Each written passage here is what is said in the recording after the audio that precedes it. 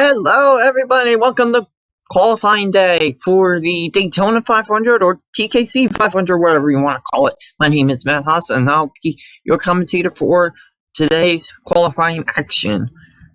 For today's qualifying, we're doing single car qualifying. Single car qualifying. Sorry, I'm trying to pull it up right now. Right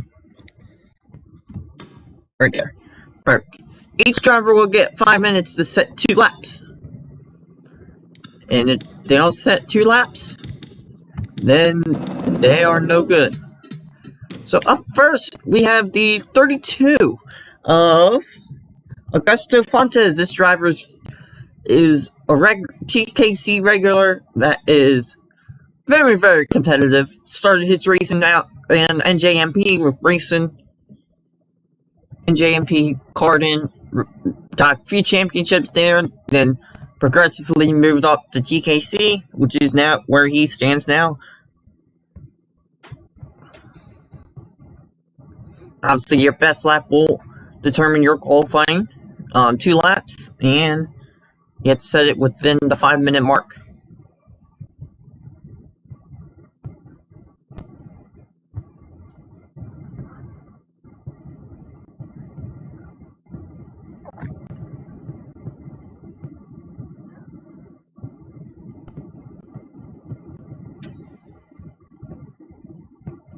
I'm also trying to figure out when's the best time to go.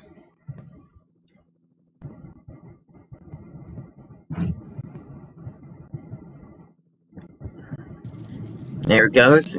3 minutes and 35. It's this time to go.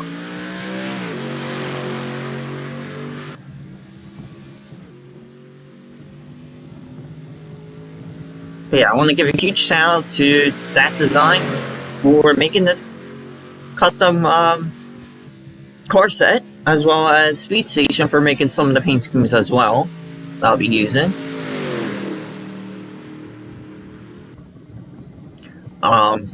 Yeah, that's pretty much it.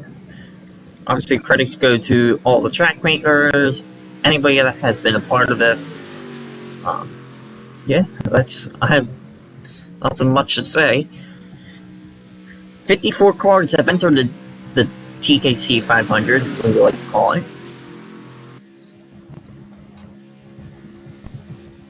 But here we go for the green flag for Augusto Fontes for his first lap around.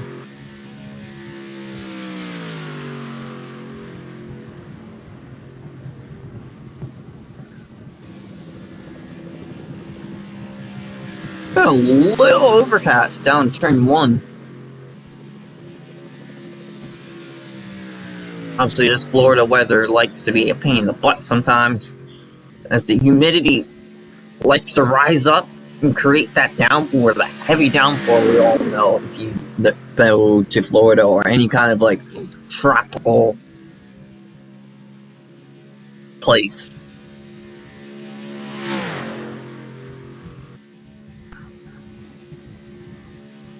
First time around will be a 48.3. Obviously, you can improve on that.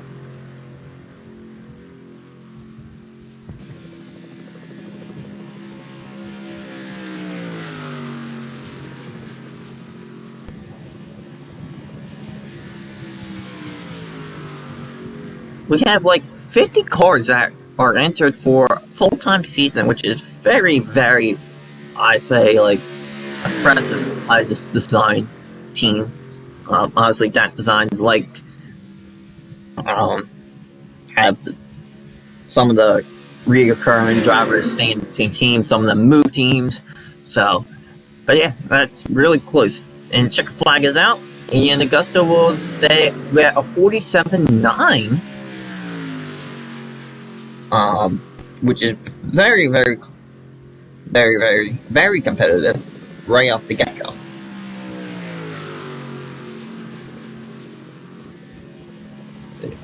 So, up next, we'll have the 6 car eventually that will come out.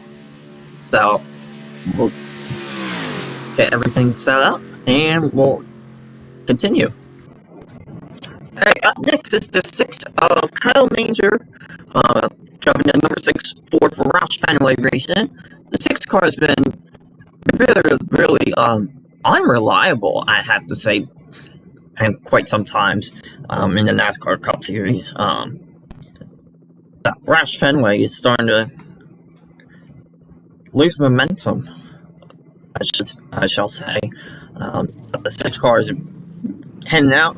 The driver of the 6 car is Kyle Major, but in the 2024 season, it's Ty Majeski, who is, if you know, a local guy who is late models for iRacing. He gets sponsored by iRacing a lot, and he's got the full funded team now to run full time in the 6 car.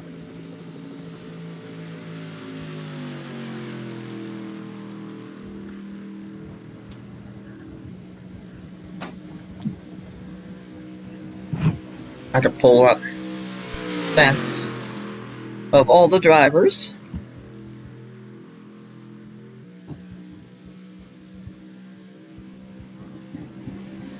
Kyle Major only has 3 starts and 2 podiums in the TKC Racing League.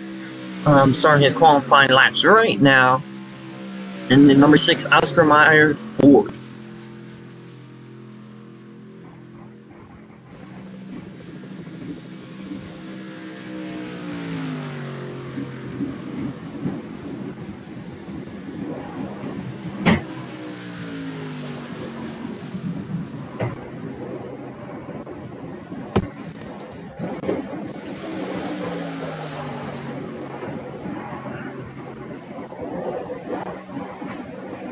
Going through turns 3 and 4 right now.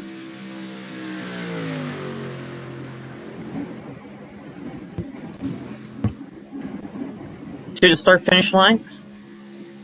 What will his time be at the first run? A 49.4. Wow, way slower than, like, a full second slower than Fontes. And this is what I mean by the reliability of this Roush Fenway stabilization. Obviously, it's not at this greatest peak. Starting to decrease every year.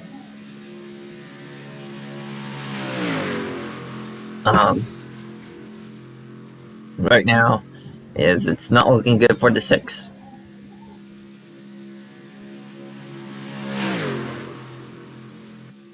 Coming to the check flag. Time will be a 49.1. Again, very, very, I wouldn't say uncompetitive, but very uncompetitive in sporting regs like this. Anyways, we'll have our next car coming up next. Up next is the 2 car of Chris Harvey, driving Brad Keselowski's number 2 Mirror Light Ford for Team Penske. In this season, obviously, Keselowski doesn't go to RFK, which is the team he's on now. Right now, it's the 2 car. Still, Blue Deuce is finally making a return to NASCAR. He's got about 3 minutes and 30 seconds to set a lap, and he should be good. Nothing known about this driver. I have no stats about him. Yeah, if you guys have any stats for any of you guys, if you guys have stats like previous experience and etc., just send a comment down below and we'll add it to the list that I can help broadcast. Obviously, 2 cars going out right now, as you can see.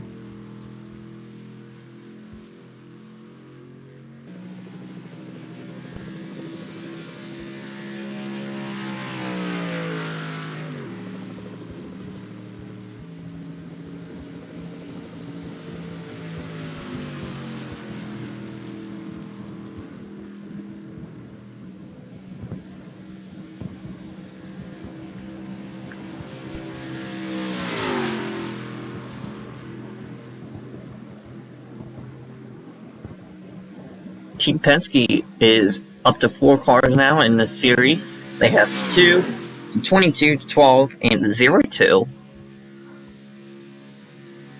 As Harvey gets the green flag for his qualifying run.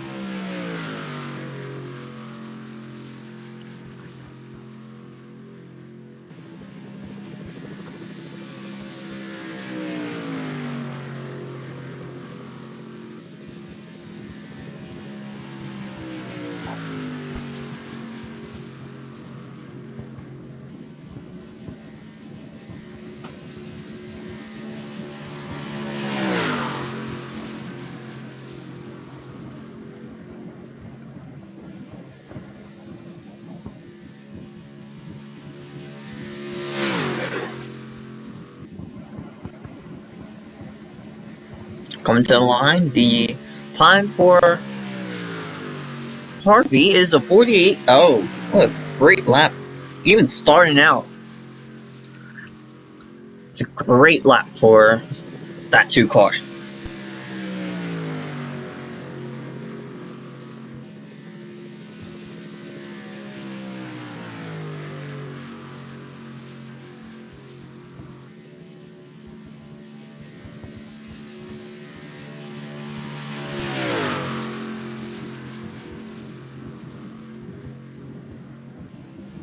Coming around turn 4 right now, heading to the checker flag for his final lap.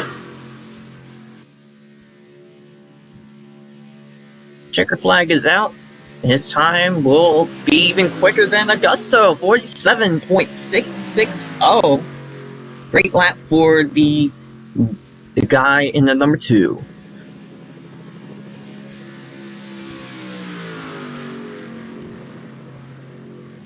.6 is the time to beat. Up next will be the 09. Up next is the 09 of Adam Walker. Adam is part of the Pride gear. If you guys don't know what Pride is, it's basically like custom t-shirts, gloves, racing apparel that like to sponsor kart drivers. And there's the 09 out of Phoenix Racing. Phoenix making its first return to NASCAR in over 10 years. Driving by Stephen Parsons. Only the Daytona 500 they said they will run. Maybe the Brickyard 400 if they have time, but otherwise they only said the Daytona 500 will work out for them. This is one of the cars painted by Speed Station. I want to thank them for that. There's only, I believe, like 2 or 3 of them that are painted by Speed Station, but still give credit out to them. Adam Walker is competing in the Speed Raceway Leagues. I pull it up quick. He is currently, at the recording of this video, he is currently sitting 14th in the standings.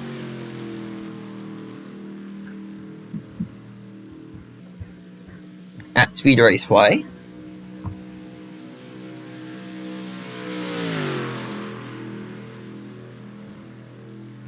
Adam only has 1 start, making his debut at the Monza Grand Prix back in a couple weeks ago at 2023. Obviously a great guy to meet, very nice. Gets sponsored by Pride and open for opportunities anywhere. So as he starts his flying lap, let's see how he does.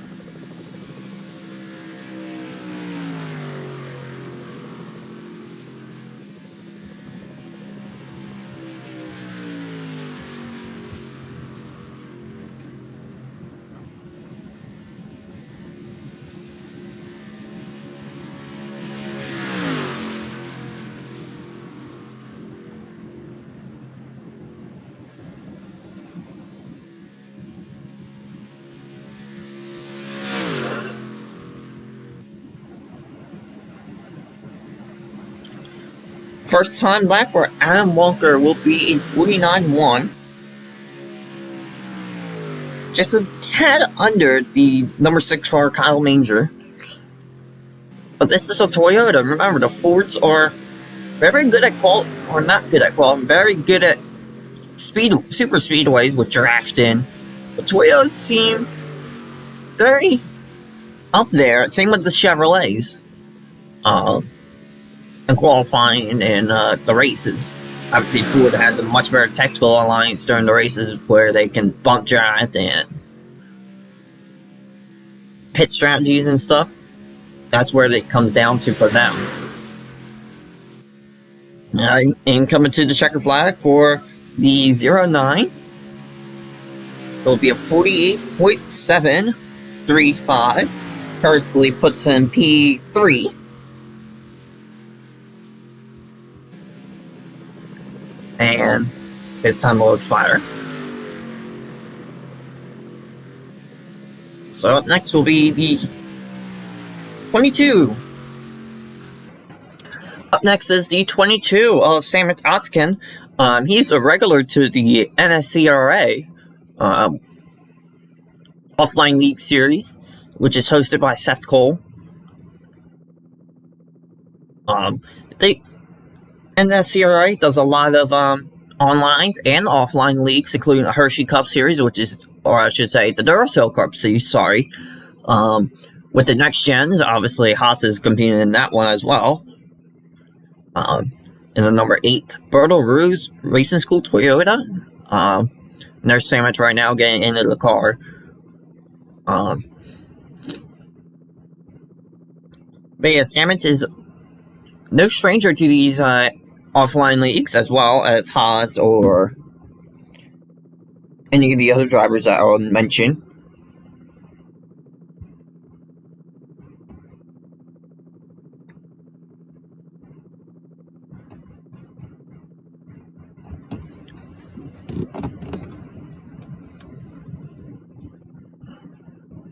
But 22 is driven by Joey Logano, obviously 2018 and 2022 champion in the next gen car. Well, we're sticking with the Gen 6 for the seasons. But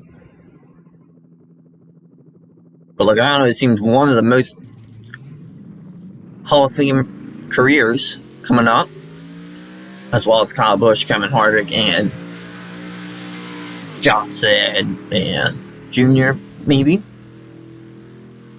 Well, Junior's already elected in the Hall of Fame. But a lot of these Fords are selected at the top. It's the way that they have been drawn out of the hat. Obviously, this was a random pick qualifying.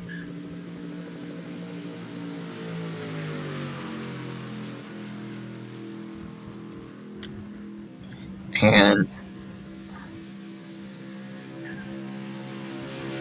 see, 5 of the top 8 drivers are actually Fords, which is very, very peculiar. And then we get a whole bunch of Chevys and Toyotas. And then from 9th to about 15th, only one Ford in that mix. So, obviously I'm not announcing any of the drivers until they come out here racing.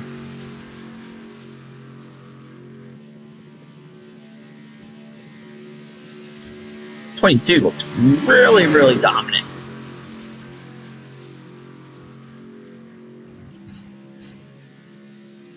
Coming around turn 4 right now.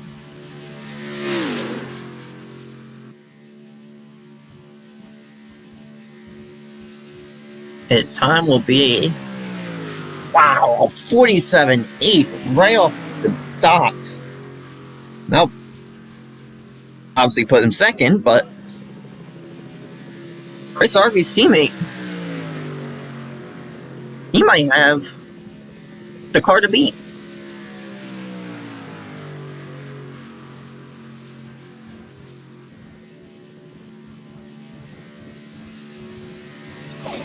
But like I said, these straight line speeds for the Fords are very, very powerful.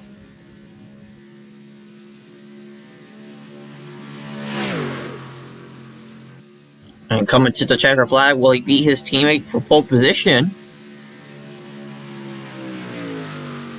Yes, he will. 47.552.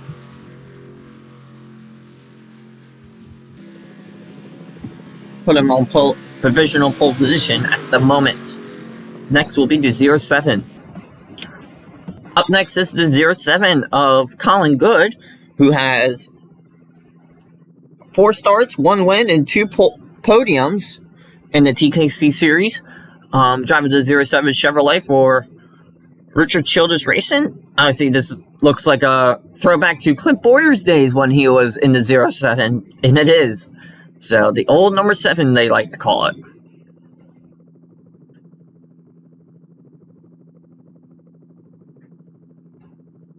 And the 07 is driven by Ryan Truex in this series.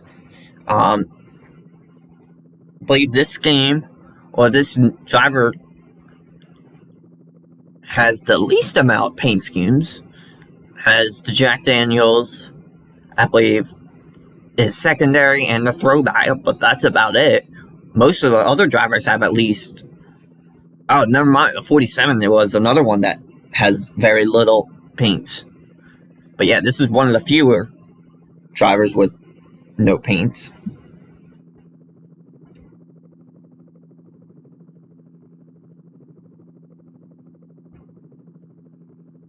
That run full-time, I should say. So the part-timers will have at least 1 or 2, like one-offs and stuff. Like Adam Walker, the 87.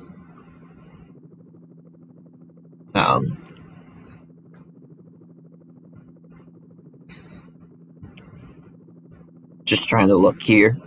The 15 has a lot of paint schemes, but they're attempting most of the races.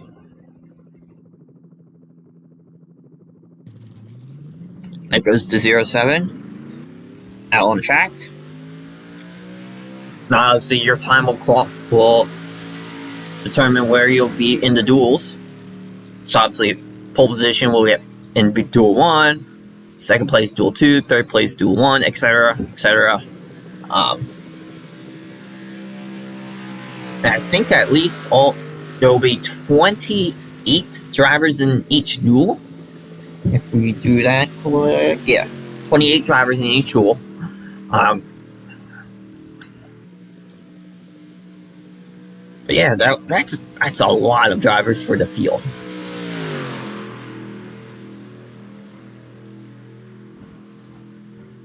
Now, obviously, Ryan Truex's part is brother Martin, who's in the 28.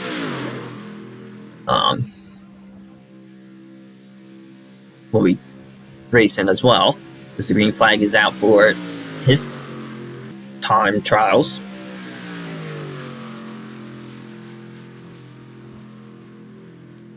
Now, obviously, the duels will set the 500.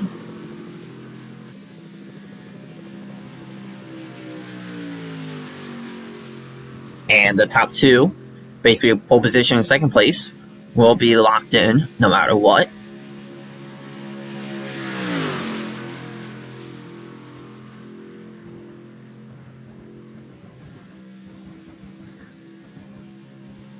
But Richard Childress Racing, credits out to them. Ever since they got the next gen, they've been on a tear, especially with Tyler Reddick on road courses. And fastest lap will be a 49.7. Out putting him dead last as of right now. Obviously, Colin is one of the sponsored TKC drivers. So he's looking to improve his career.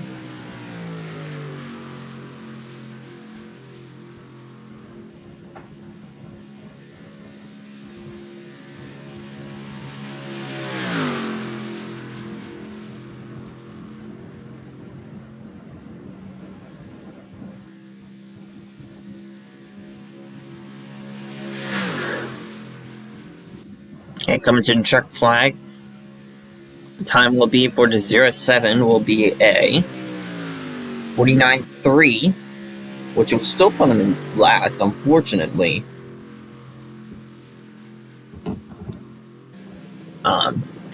Obviously, time expires. And up next will be the 01. Up next is the 01 of Ben Demosine. This driver also competed in NJMP leagues with Augusto and Haas, and is a actual karter. He drives in F Series. Hopefully we can see him in the NKC, which is the newest professional karting league out in the Northeast. Northeast Karting Series or Karting Challenge. There's the 01 for Colleague Racing, driven by Justin Haley. Obviously, the 01 is not the, I would say, number they wanted for the full-time season, but they do what they gotta do.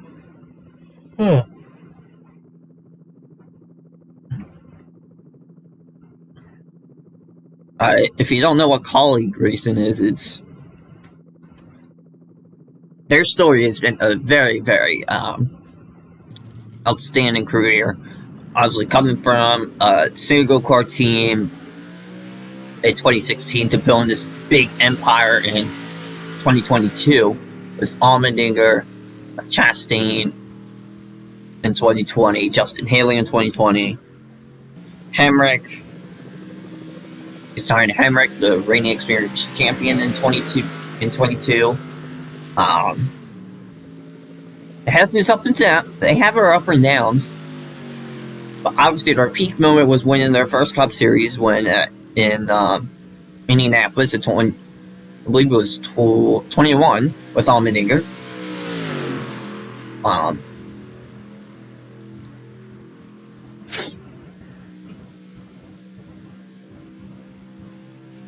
They have a lot of wins to their names in the Xfinity Series, but they just don't have the luck to win the championship.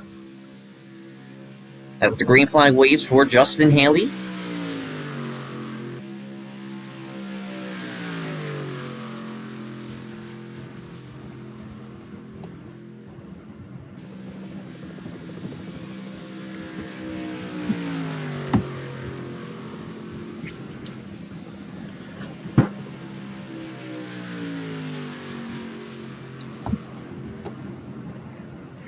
Ben's stats are this for TKC: two entries, 0 wins, 0 podiums, 0 poles, no championships, part-timer, raced at NJMP and GoPro.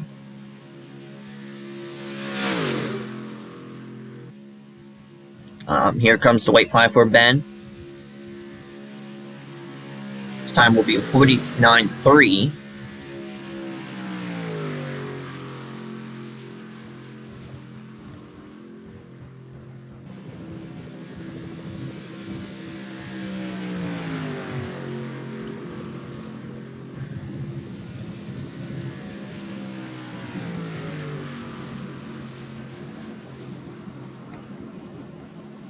You see a lot of different lines being run.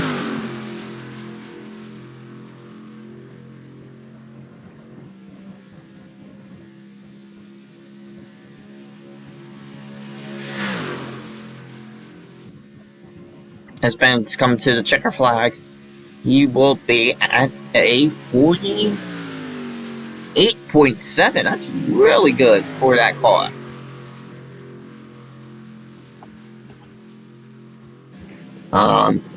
That will put him right behind the 09 of Adam Walker. And then up next will be the 02. Up next is the 02 of Jack Carpentier. 1 win, 1 start, and 1 podium. Look, great start for him in the 02 at TKC. Driving the 02 money line for Team Penske. This is the third Team Penske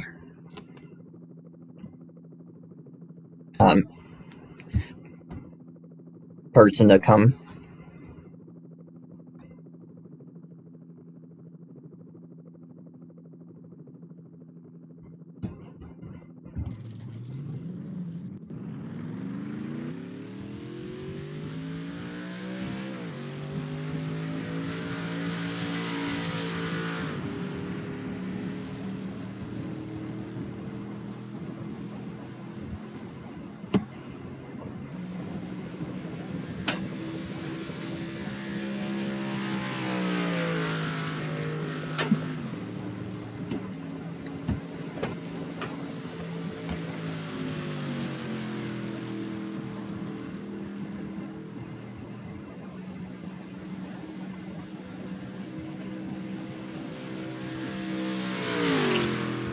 To Jack won at GPNY back in June 2021 as the heavyweight winner.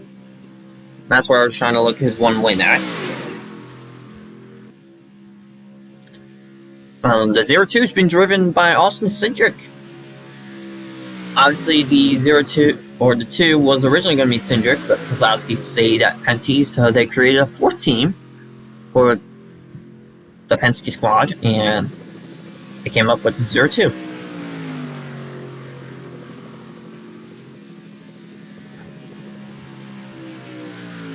And then the 12 is not until all the way in one of the last positions, which is quite surprisingly. Obviously, random qualifying happened. Picking out the hat.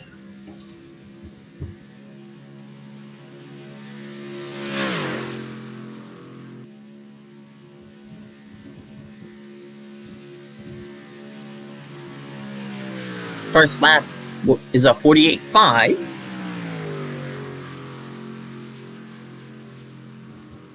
Which puts him in front of Adam Walker.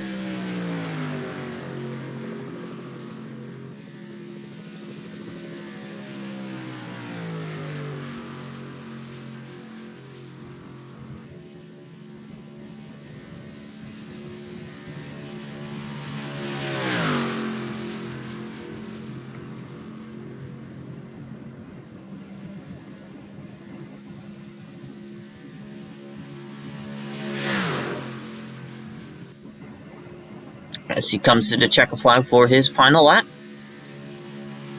Time will be a 48.127, which is quite a little bit slower than his Penske teammates, but sits behind the 32, which is not bad for that kind of run for the 02. Up next will be the 40. Up next is the 40 of Dylan Matthews, who is another regular for NSCRA offline league, driving the number 40. Can't wait to show this scheme because this scheme is very, very. If you have this scheme, don't spoil it, but it looks amazing. There it is, yes. Home Depot is back. The 40 is driven by John Hunter Nemechek for Chip Ganassi Racing. I think this is a very, very nice scheme overall.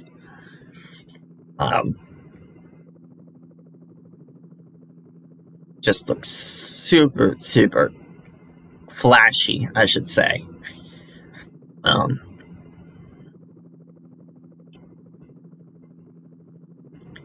Chip Ganassi has 3 cars, the 40, which is Dylan Matthews, the 1, and the 42.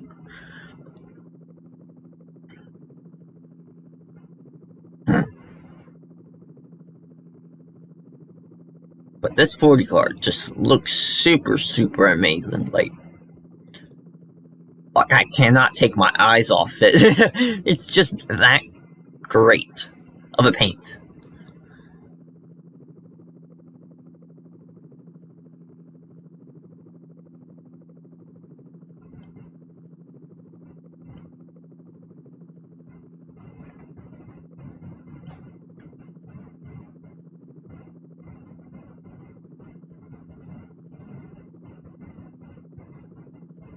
Obviously, Dylan's trying to find the right time to go for his qualifying run.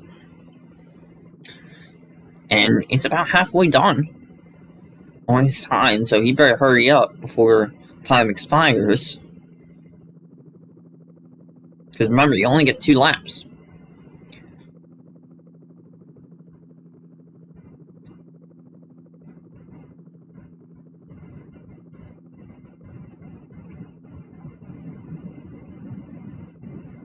And we're halfway done as there he goes.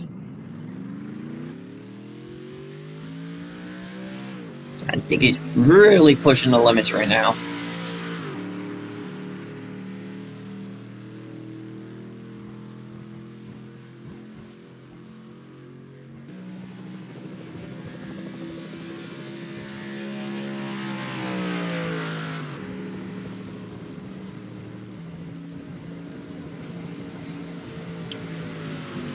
He's got 2 minutes to set 2 laps, which I think he can still do, but it's going to be very close.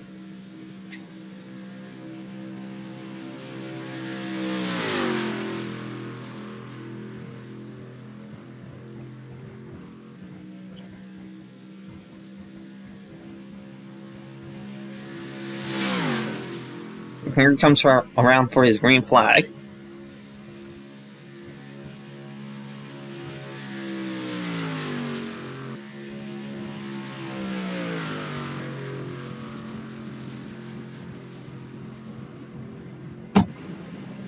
This is only the 9th car in qualifying. This is taking quite some time.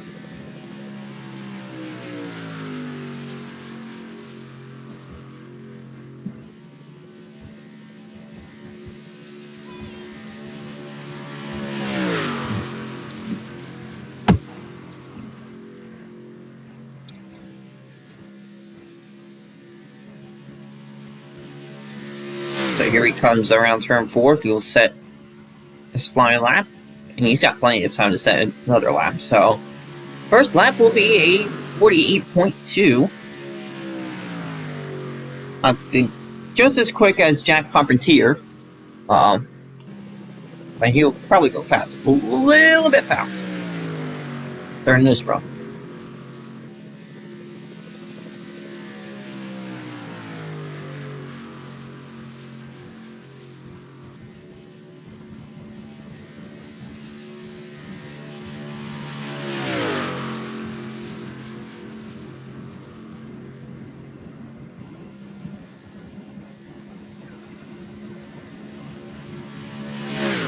As time expires, he's going to hit the checker flag. He will run a 47.7, which is quick, but not quick for pole. That will put him P number 3 at the moment. Great effort for him. Up next will be the 37, and we'll have some news on that one. Up next, we have the 37, named Justin Dietrich. Dietrich is from New York, and he races go-karts professionally as well. Good story about him. He's racing around, trying to race in all 50 states. Obviously, he did the last one in Rhode Island. I think he's going to Mississippi or Louisiana right now. If you guys want to donate anything, we'll put a link below for his contribution. Because this is an absolute world record attempt, I want to say. Stats are 3 wins, 3 starts, 0 wins, 0 poles, and 0 championships. Obviously, he's a great, consistent driver.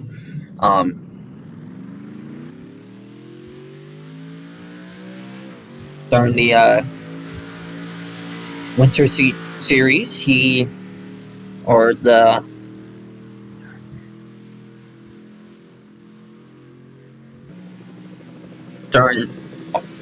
R1, he finished 10th overall. Or I should say 9th overall with total points, but 10th in the final. Justin finished 4th at Extreme Zone. and had third overall points.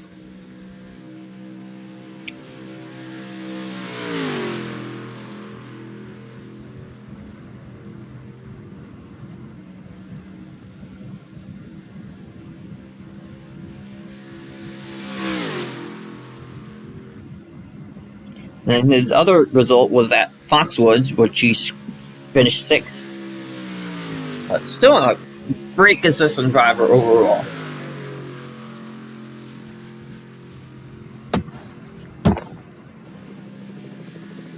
And here he is driving the number 37. The 37 has been driven by Chris Buescher in this series. Oh, I forgot to mention the driver of the 40, which is John Hunter Nemechek. Obviously parted ways with his father to go full-time racing at Chip Ganassi. Obviously, he didn't let him down. And now it's Crew 7, which is Chris Buescher. Always a threat around these super speedways races. And gets a 48.3. It's quick. Obviously, for that car and that team, JTD Daugherty Racing. Small team out of Harrisburg, North Carolina. Created 2 teams back in 2017 when they had the resources and decided, hey, let's pick up Chris Buescher, see what he can do. And he did okay for the most part. And then they got Ryan Preece, who's my favorite driver. Finished 3rd at Talladega and top 10 at Daytona 500. 2020 was kind of like an off year. And a 47.9 for Justin.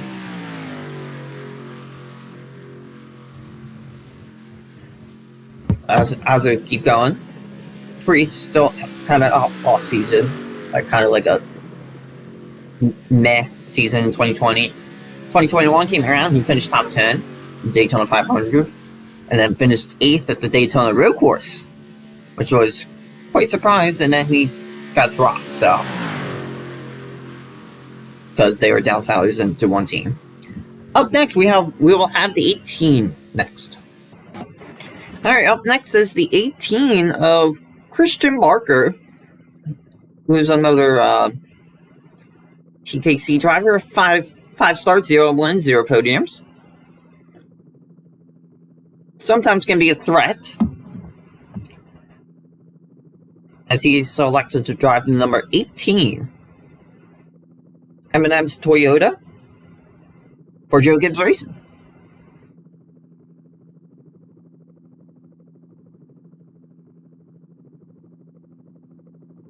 And there's that beautiful number 18 M&M's Toyota.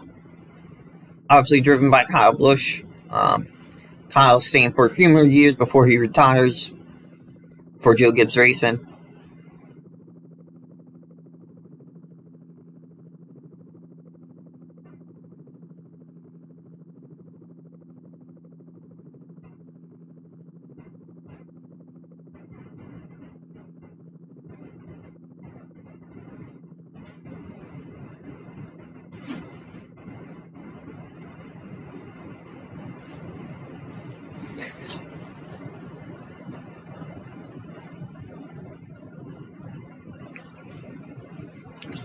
Obviously, we will have a throwback race. I think most of the drivers will have throwbacks. Some of the part-timers will not race in that one. But I think most of the full-time drivers have, if not all, the drivers will have throwback schemes.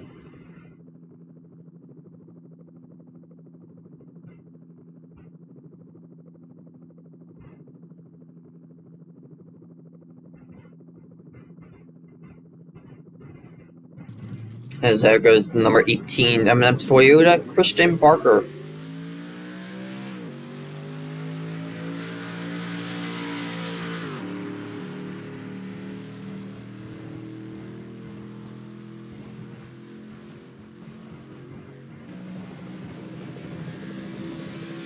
Obviously, Eminem's staying for a couple more years for Kyle. And also will be leaving when Kyle retires.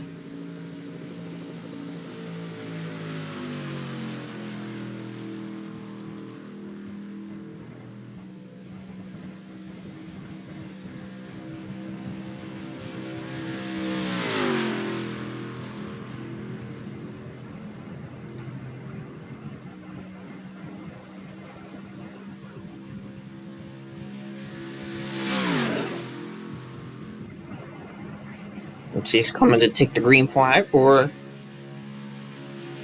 qualifying. Now in this series, or I should say this car set, they allowed up to 5 full-time drivers, which is quite interesting. And you'll see like Hendrick Motorsports, Gibbs, I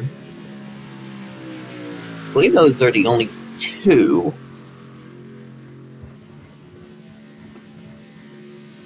Yes, those are the only 2 that have the maximum 5 full-time rides.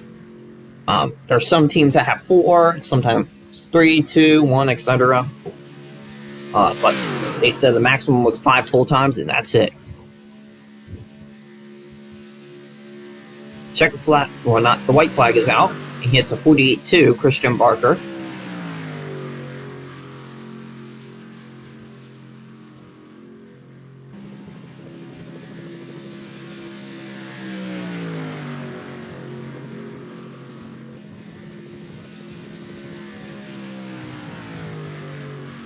That would currently put him in P6 if he doesn't go faster in this run or in this lap.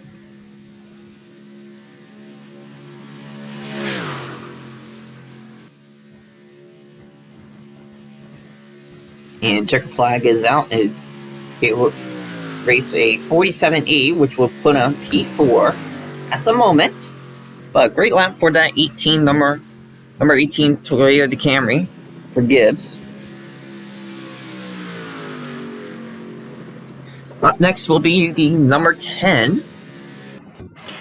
Here we have the number 10 Stuart Haas Racing entry. Nick Aguilar driving this as Kyle Larson. Nick is part of the Urban Youth Racing School. I was associated by Larson as well, so that's why I chose Nick to be in the number 10. It's some reference. Get some relation in there, I should say. Larson was 2021 champ. Switched gears in 2023 to Stuart Haas Racing. As Aguilar is out early, way early. So could this help his qualifying run instead of waiting?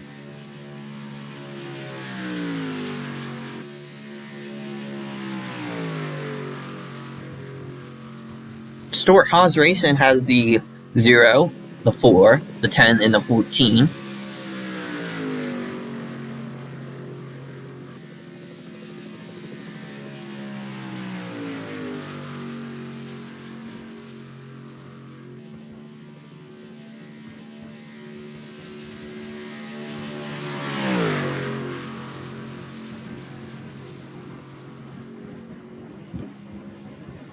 Come around turn 4.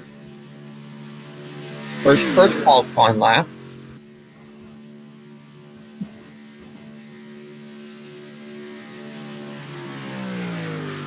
.47.3. Wow. Maybe it did help, but that was crazy. So I'm gonna go read Nick Aguilar's. Wow. That's crazy. 47.3 right off the bat. 6 starts, 1 win, 1 podium, 0 poles, and 0 champs. He will make his debut for the winter season at LVGP. Glad to see him back out on the racetrack. Um, 47.3. That is ridiculous.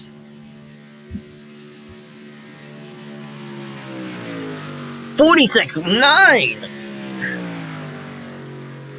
Jeez. That literally comfortable pole position.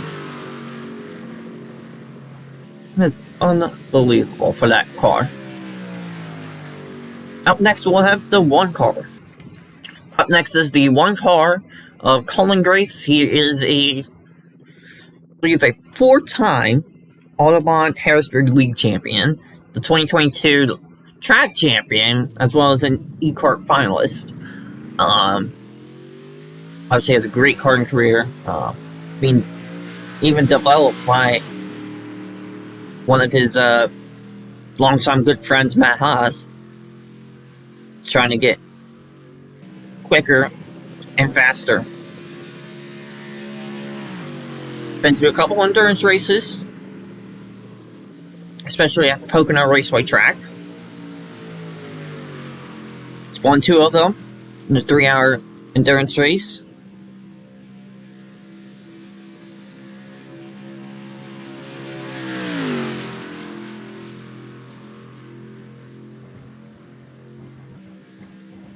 Obviously, the one is being driven by Justin Allgaier, if you can't tell by the brand scheme.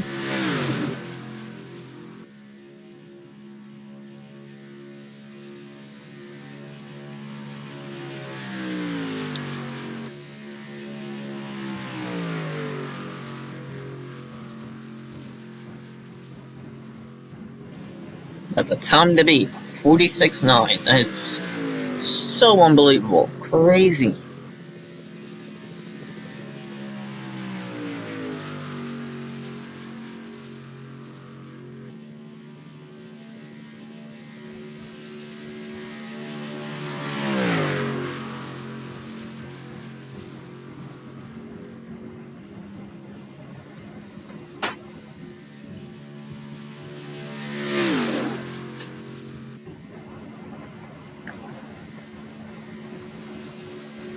First qualifying time for Colin is a 47.3. I think the truck's getting warmer, so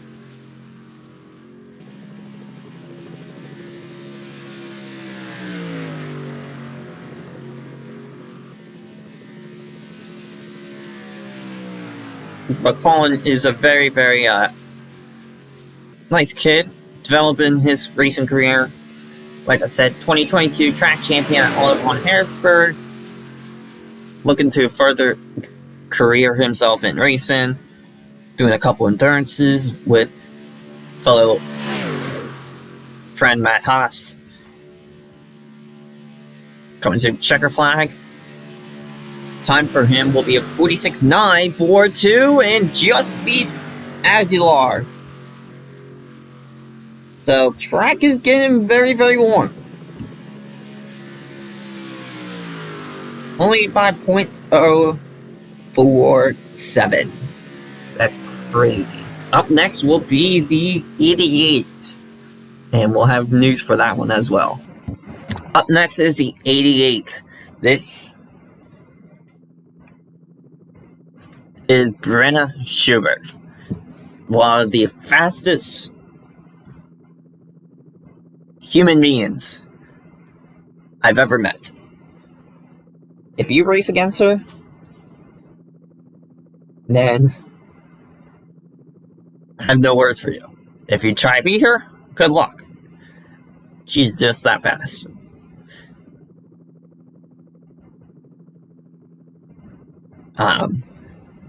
Obviously, Brenna was part of the Lucas Oil Racing School. Gained a lot out of that and got sponsored by TKC. And now is running full time internationally, I believe. Yeah.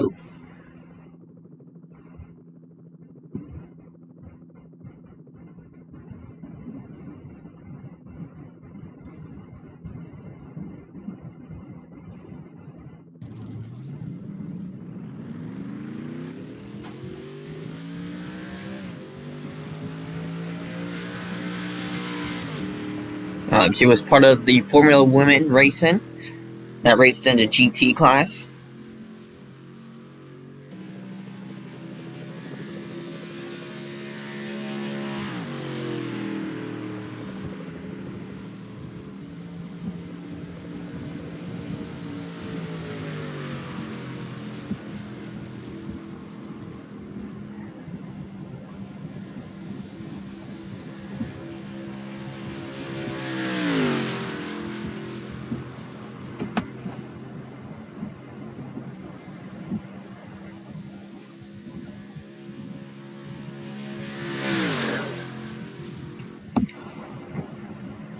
Brenna's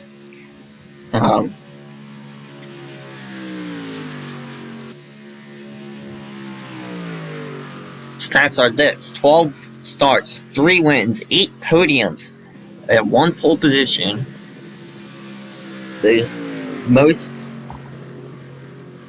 wins by a female, most podiums by a female, and I believe the most starts by a female as well.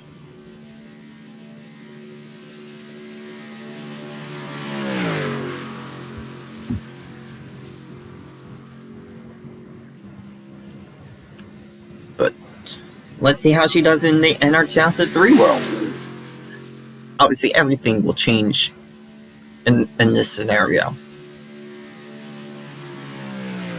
47.4 for Brenna. The 88 is being driven by Alex Bowman in this series.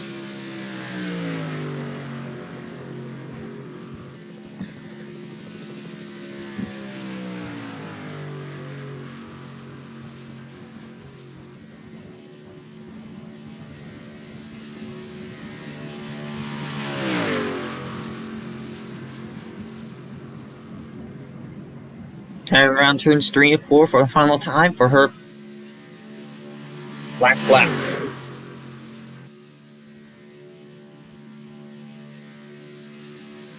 Checker flag. We'll have a 47.2. Wow.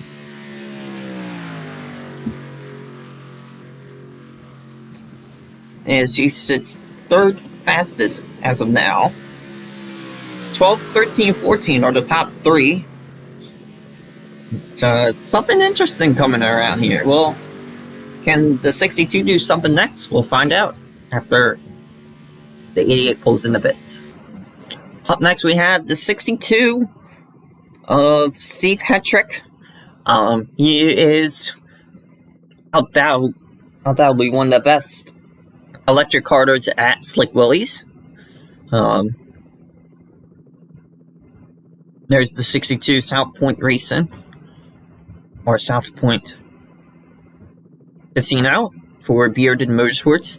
They said they will attempt all super speedway races, Daytona and Talladega, with Steve Hetrick. The 62 is being driven by Noah Gregson, and looking to go full-time next year.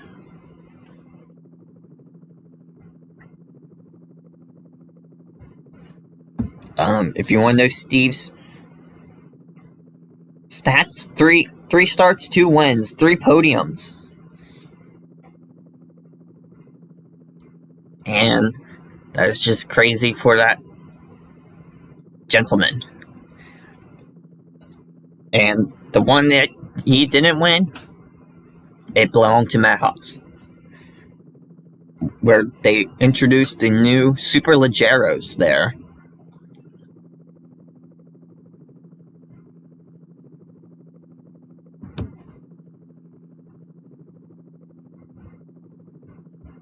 Steve also has the most Pro Scope points there, as I'm going to pull it up real quick. He has a whopping 39,984, almost the first driver to hit 40,000.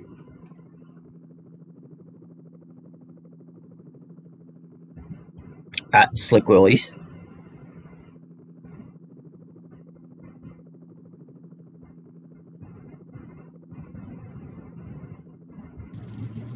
And there he goes, Steve Hetrick off the pits.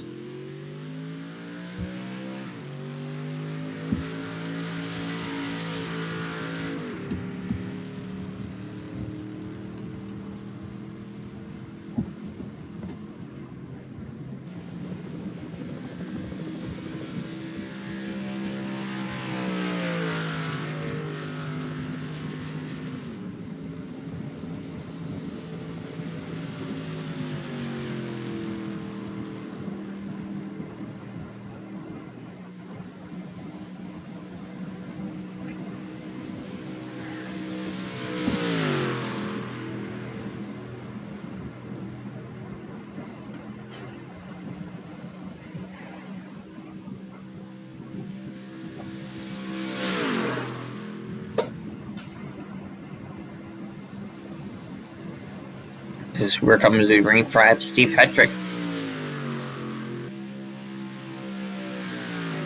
He's looking quite competitive, but not. Straight line speed doesn't look like it's helping at 62.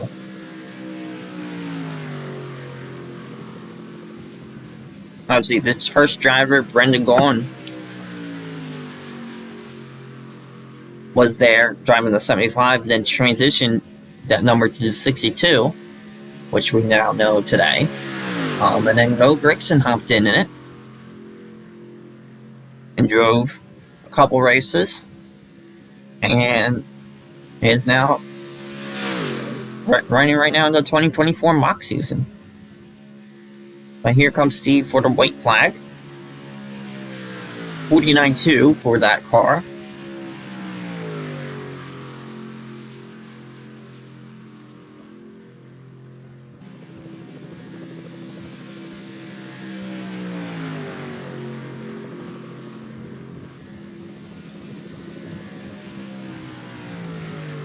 Now, obviously, this car is not going to be as competitive since it's one of the smaller teams and they only run part-time. But they always give it their best shot whenever they come.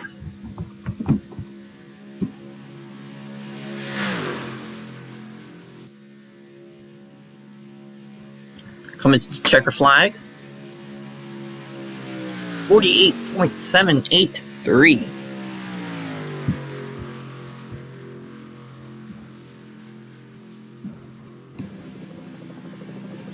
Currently put him 12th overall.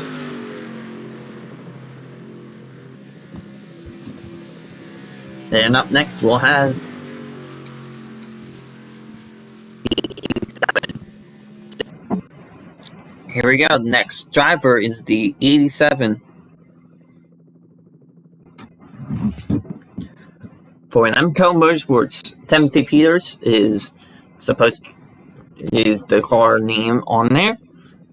This car is only attempting the Daytona 500, but the driver they selected is Matteo Giuliano, our very own race director, only attempting the Daytona 500. There it is, the 87 Ford Mustang. Obviously Matteo was like, yeah, sure, I'll join this. I'm just going to run the one race and then we'll be good.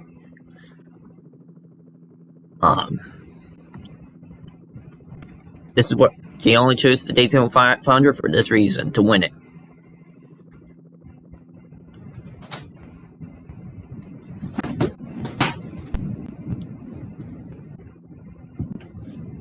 But Nemco making their first start as a Cup team since 2013, which is very, very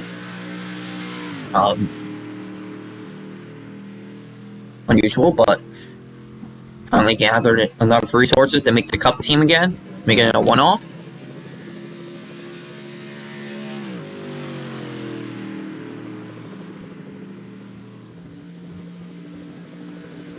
Obviously, Matteo is the race director for Touring Car Championship, as well as the Northeast Car Championship.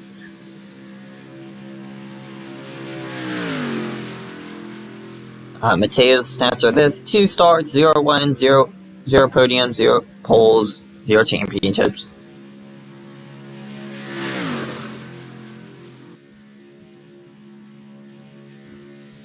So here he comes for the green flag for his qualifying attempt.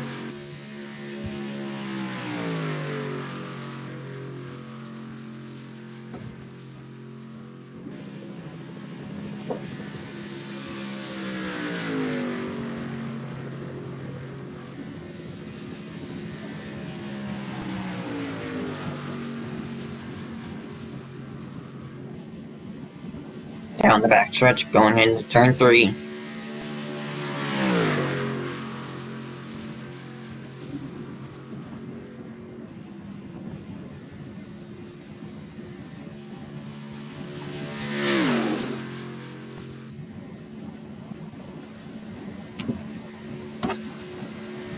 This time will be a 47.4. That's honestly not bad for that car.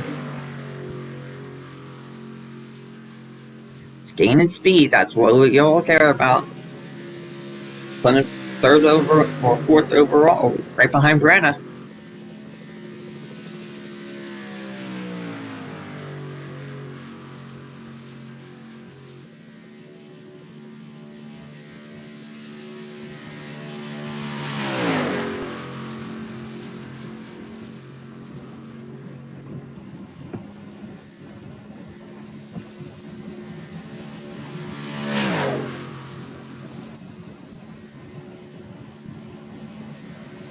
Checker flag is out. What was time to be a 47.172? That'll put him P3. Right in front of Brenna Schubert. That's very good for that car. And as long as he doesn't crash that car, he'll be in for the 500. Up next, we'll have the 96.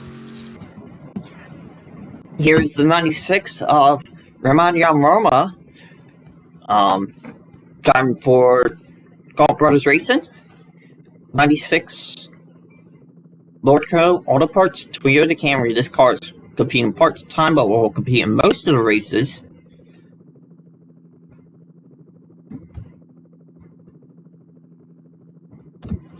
Ramon has 3 wins, 23 starts, 5 podiums. He's won the last 2 opening races at Extreme Zone and JMP for summer and winter.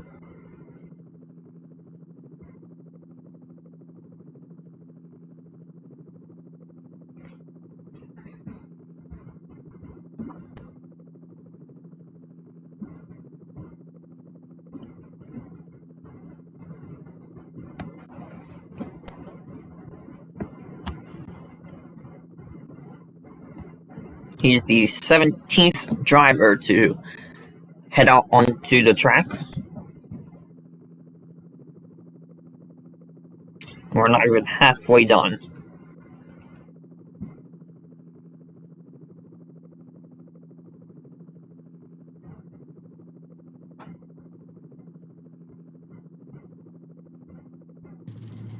Now here comes the 96 out on the track.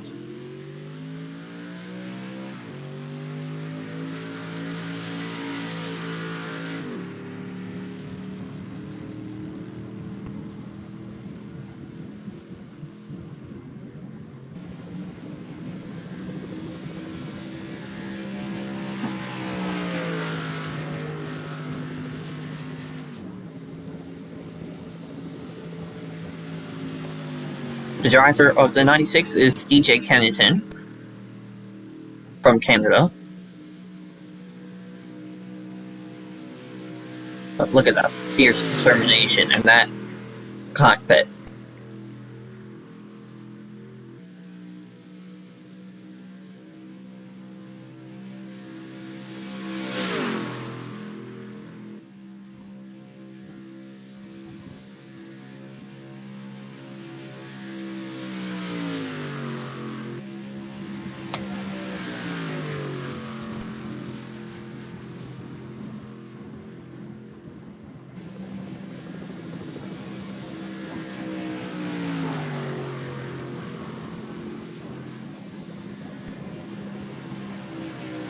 But yeah, Ramon, you also used to do the speed race release as well as Matteo Giuliano.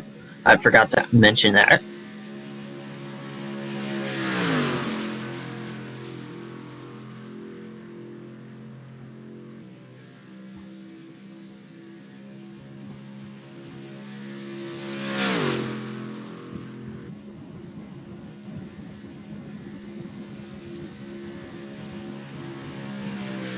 $49.4 for Rahman.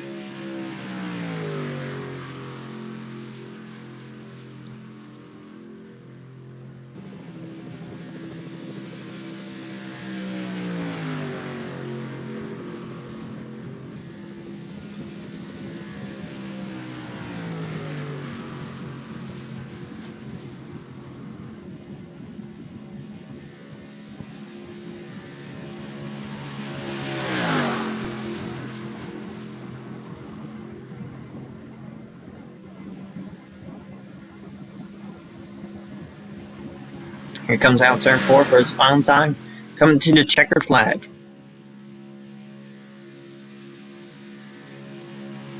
What will the time be? 49.072. And that will put him 15th overall.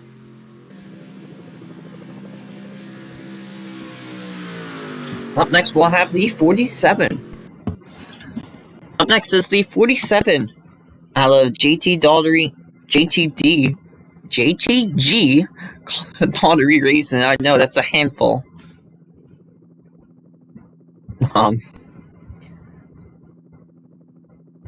Chevrolet. It's being driven by Brandon Devine, who is a regular in the TKC series and the eSports series. Very competitive kid that has some luck, but not some luck, but he will make most of it work. There's the number 47, driven by Kyle Benjamin in the 2024 season. Kyle has nowhere to be seen recently in the NASCAR series. But now he's running full time in the 47 JTG Daughtery entry. This was the original car that Allmendinger won in 2014. Watkins Glen, if you know what race I'm talking about.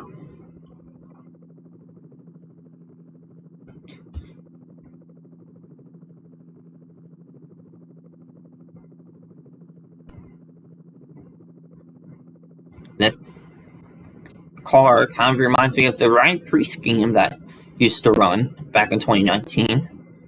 It's got the flaming star down the sides and just that American look.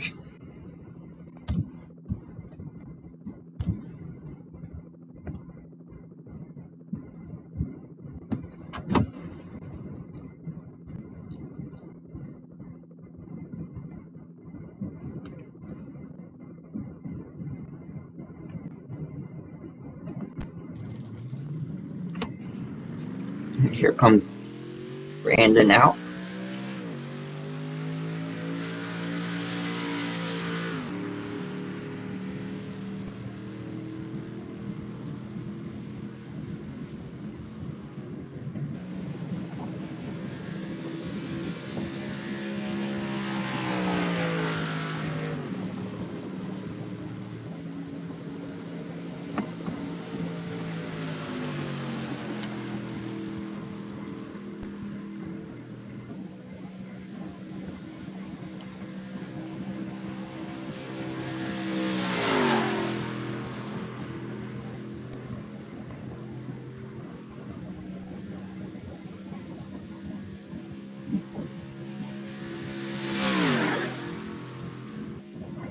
Here he comes for the green flag.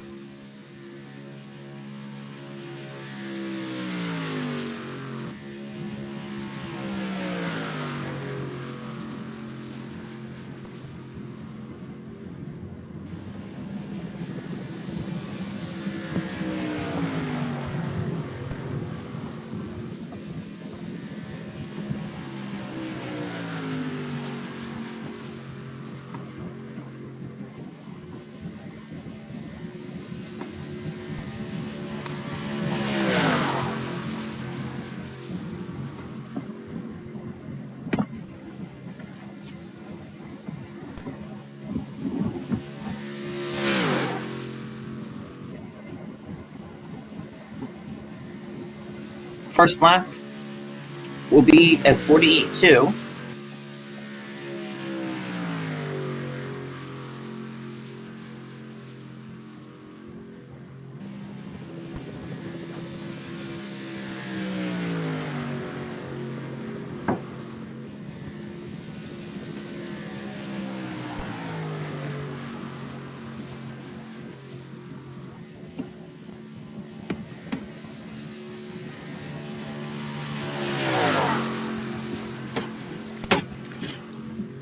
Honestly, the JTT Daughteries are very,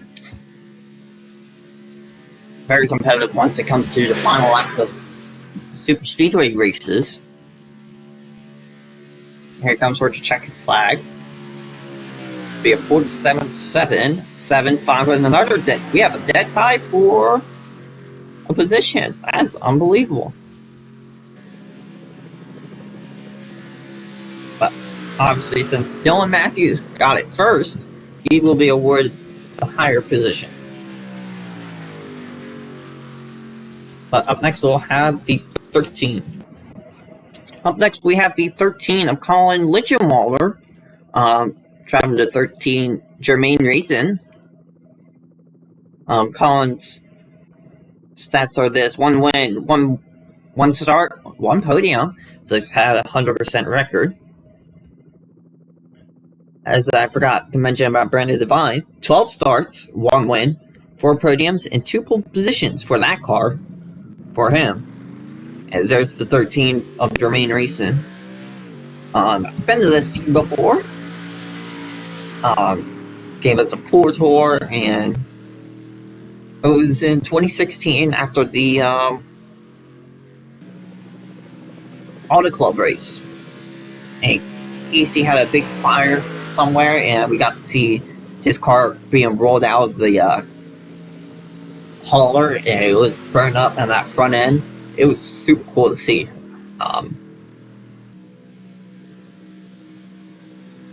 13 is being driven by Ty Dillon, obviously Austin's brother.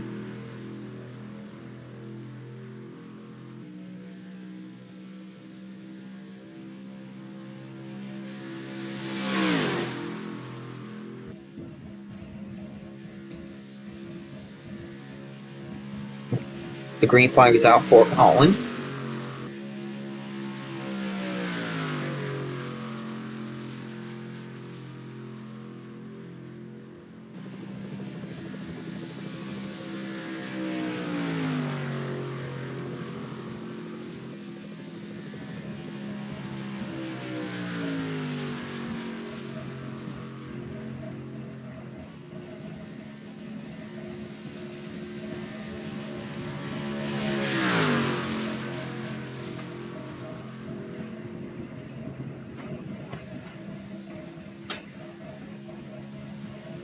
If you want to know what the Army Digital is up here, that is our ticketer that we'll be using.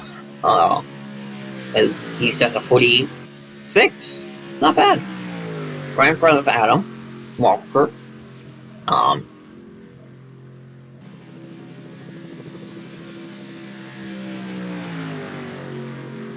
Colin also races a lot at Lehigh Valley Grand Prix, which is its home track. I believe he has a track record there now on the new layout.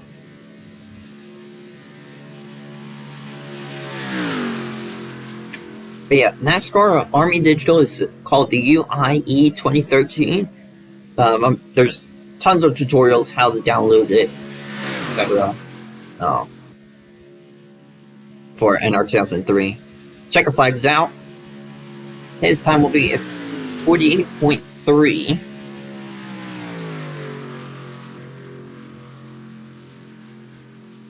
Which will currently put him 13th overall? Yes, 13th overall. In that Jermaine Racing number 13. Up next, we'll have the number 5. Up next, we'll have the number 5 of Nate Lavender, who is very, very close friends with Matteo Giuliano in that number 5, driving for Junior Motorsports. That is supposed to be a Michael Nett scheme, but it's actually being driven in 2024 by Kaz Gralla, which I think is a nice little switcheroo. And I think Michael retired. Like, he got concussions and stuff, like, in real life. Nate's stats are this: 14 starts, 2 wins, 9 podiums, and championship overall in the 2021-2022 heavyweights.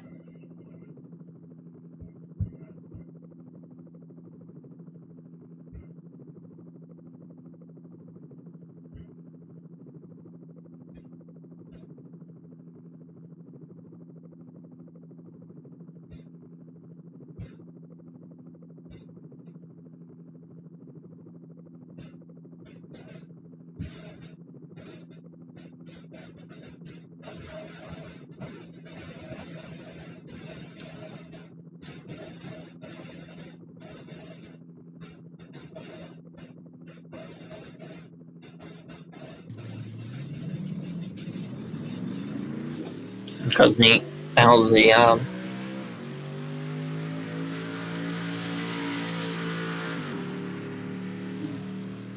pit road, as he's going to start his time lapse.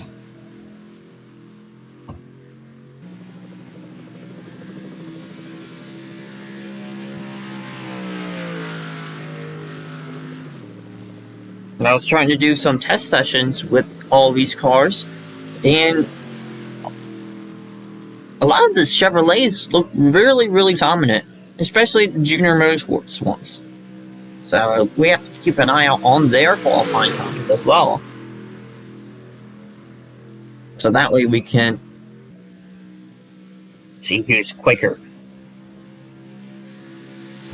This is our 20th car out on track.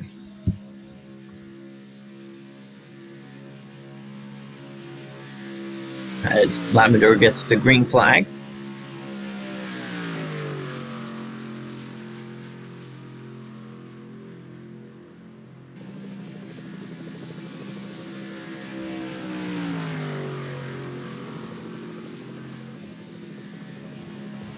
Looks like the track is starting to get some light, which is very good.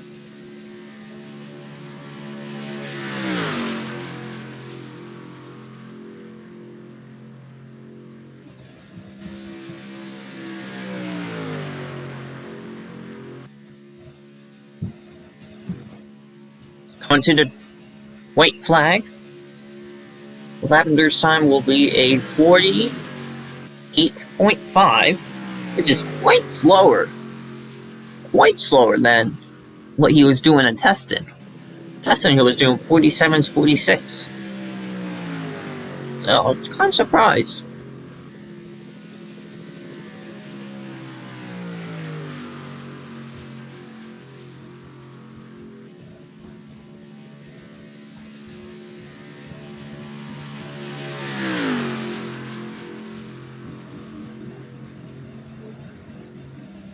Coming around turn 3 and 4.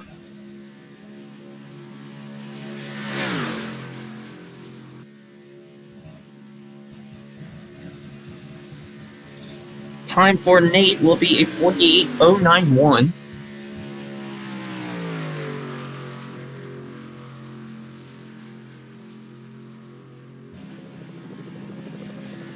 Which will put him 12th overall. And up next we'll have the 30 car. Up next we have the number 30. Smithfield's Ford. You probably know this as Eric Almirola, but it is. But after 2023, Kurt Busch announced that he will be retiring and created his own team,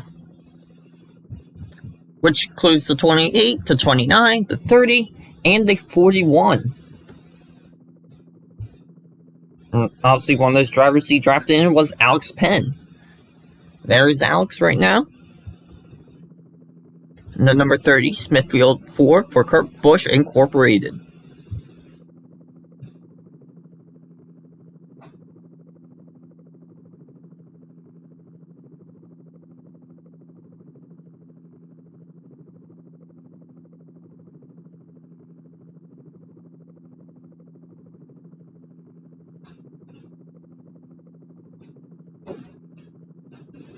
Alex has 5 starts with no wins and no podiums in the Touring Car Championship.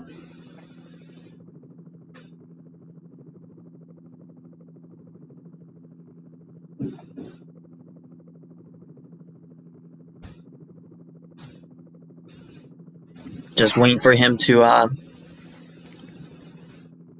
start his qualifying laps.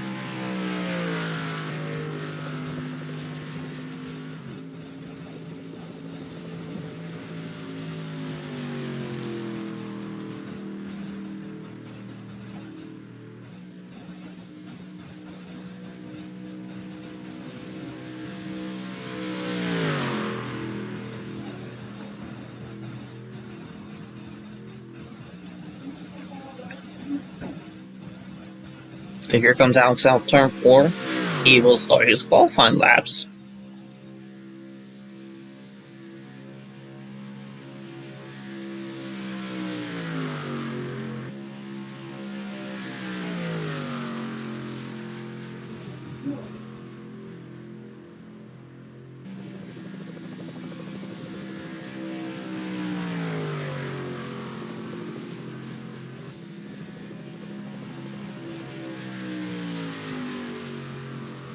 He went from a dark and gloomy day to a beautiful, open,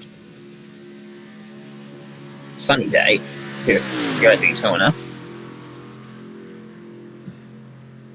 which is typical Florida weather.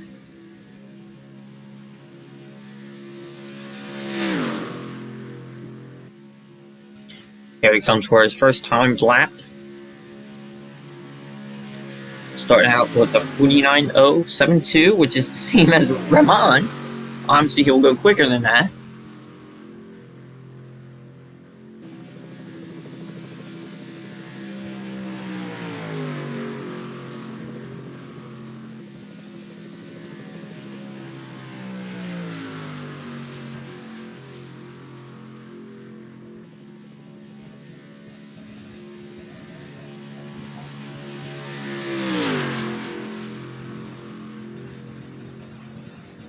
Around turns 3 and 4 right now.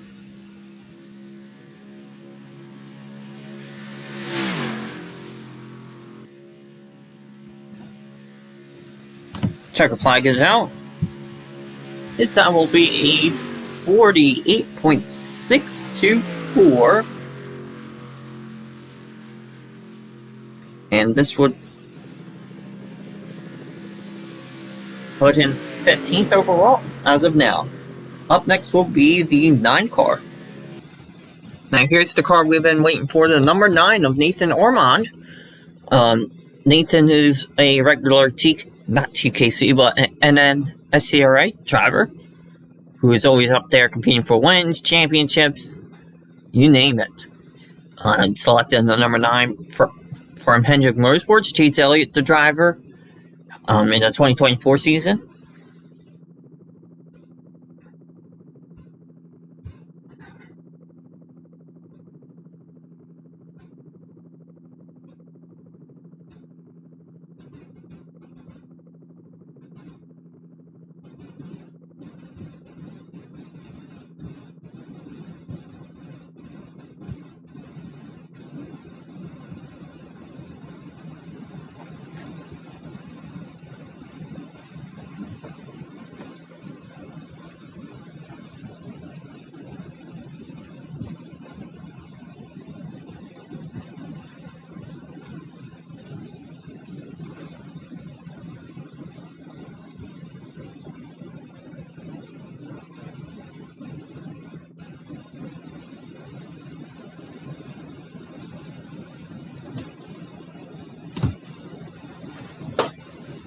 And there goes the number 9 car out of pit lane and onto the track.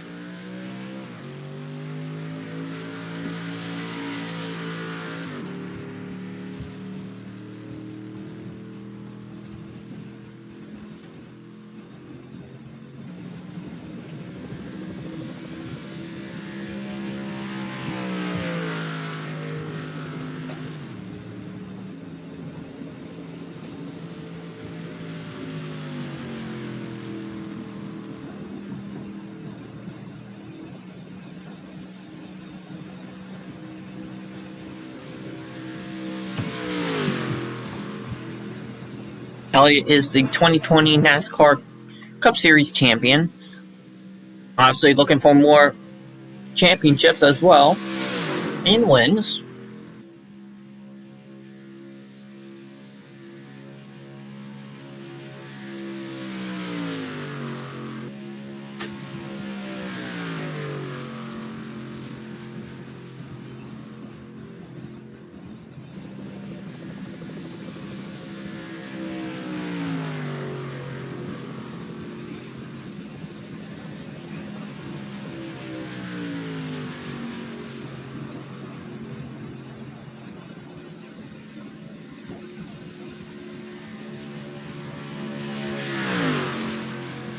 He's looking really quick throughout this time lap.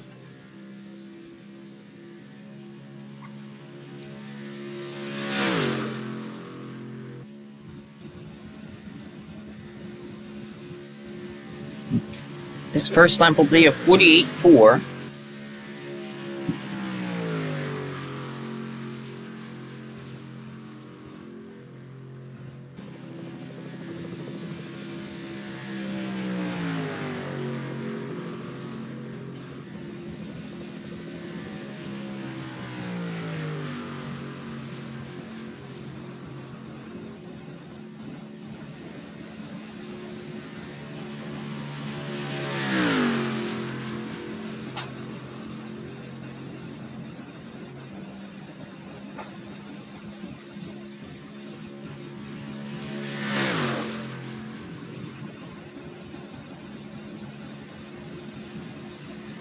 To the checker flag.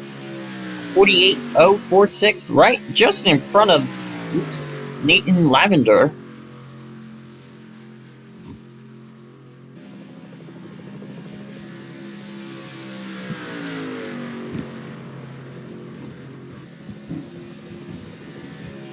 Now we'll put him 12th overall. As of now, up next will be the 8 car. Up next is the 8 car of Chris Sielowski, who is one of the employees at TKC. Very dedicated worker and racer. Driving the number 8 for RCR. This driver is Anthony Alfredo. After Tyler Reddick left in 2023, it left a hole in 2024 for the E car, and they selected Anthony Alfredo as their driver for RCR.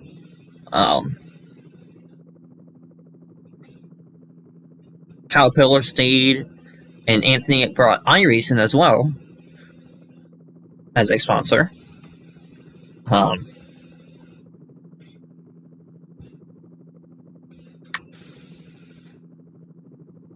Yeah, Caterpillar returns as a sponsorship.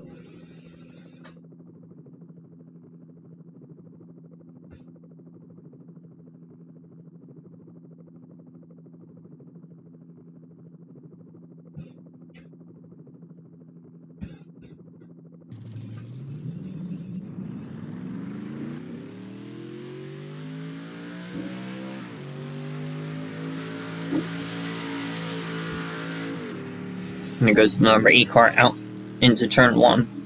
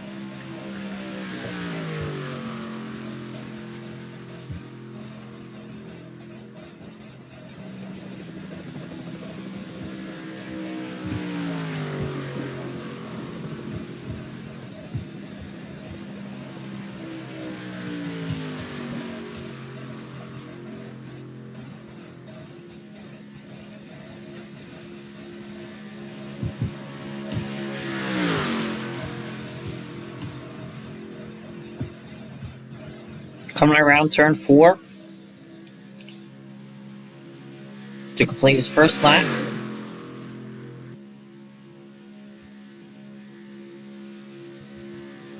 What's his time going to be? A 49.5.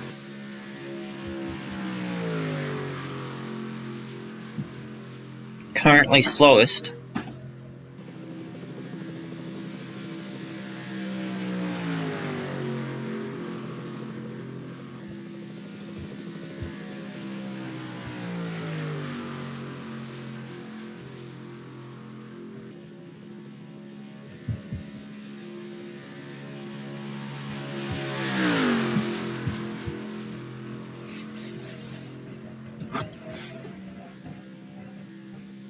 Here comes around turn 4, final time.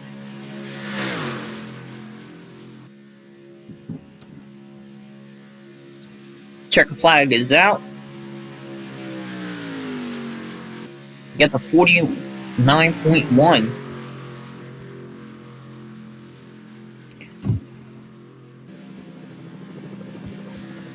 And he sits 22nd overall.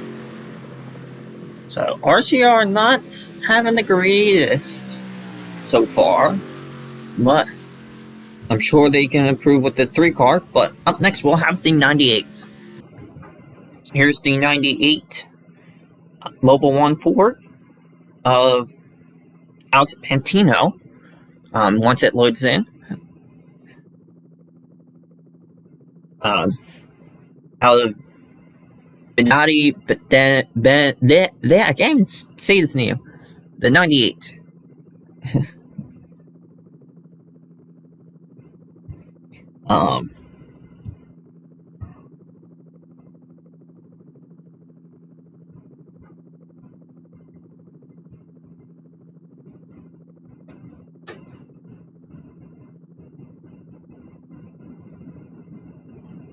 Alex has 4 starts, 0 wins, 0 poles, 0 podiums.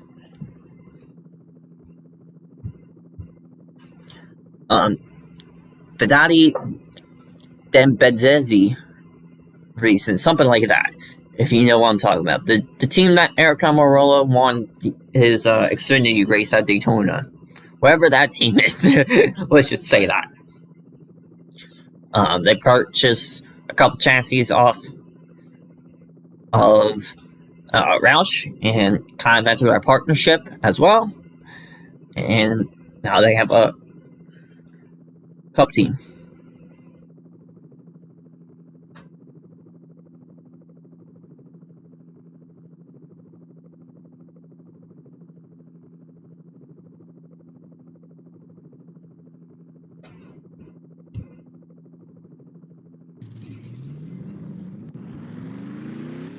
So here goes the 98.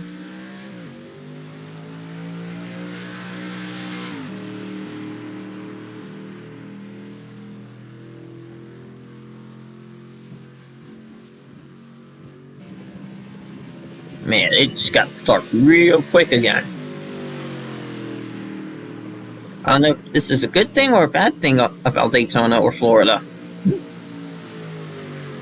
Does it help the drivers? Does it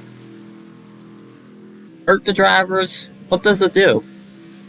We'll never know, but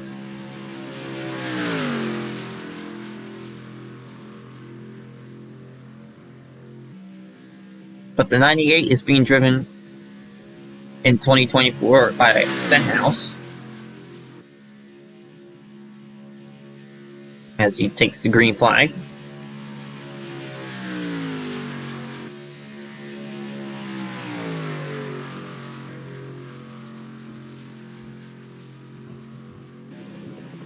Man, look at the dark clouds in turn 1. That's crazy. Can say in a little bit out turn 2, but turn 1's the worst spot. Same with the backstretch. Look at that. It's unbelievable.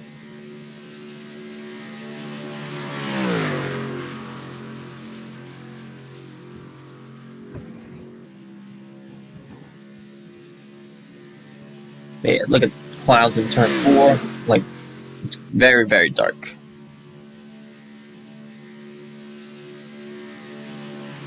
Time for him is a 47.5, which is not bad. Again, in the top half. He beats all the Team Penske's.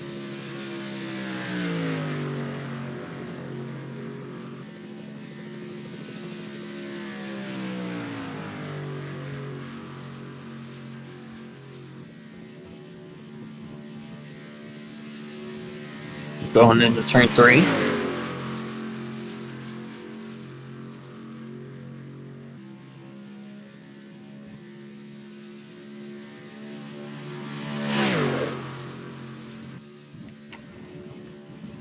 Checker flag is out for Pantino, and he'll clock in as a 47.229, just ahead of Brenna. He'll sit 4th overall. 5.004. Unbelievable. Or I should say 0.003, sorry. Yeah, 0.003. Up next, we'll have the Zero car. Here we go. Up next is the Zero car, Daniel Voiles, who's another NN regular, who also has his own NR2003 series. You'll usually see him drive the number 26 in any series.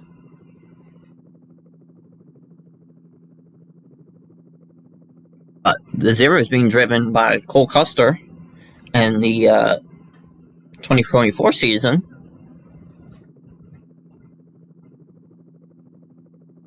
With Jacob Companies, there's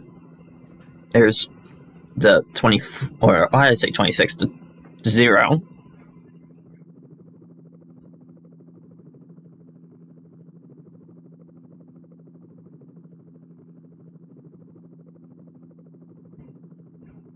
Voiles wants to do the same lap time, or even better than his teammate Aguilar.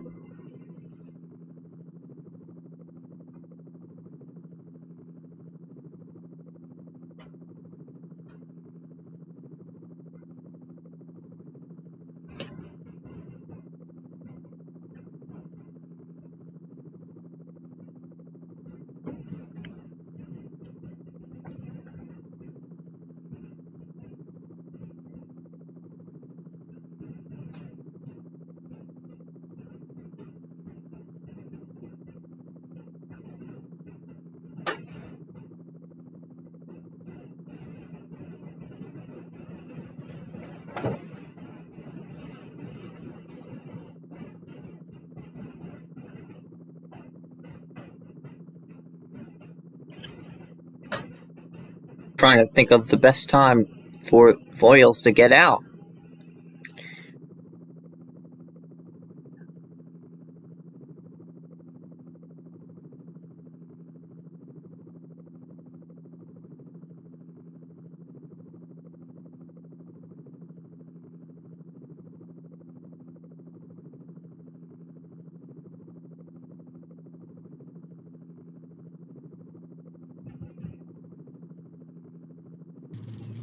There it goes.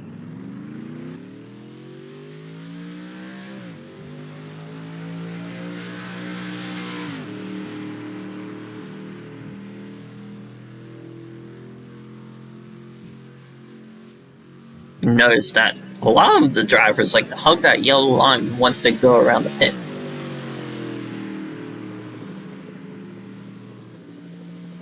But come race day,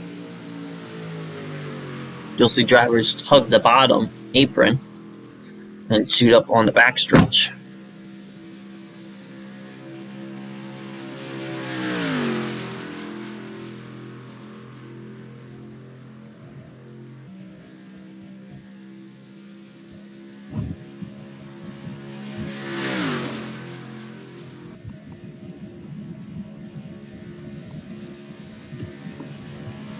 The green flag is waiting for Daniel Voiles.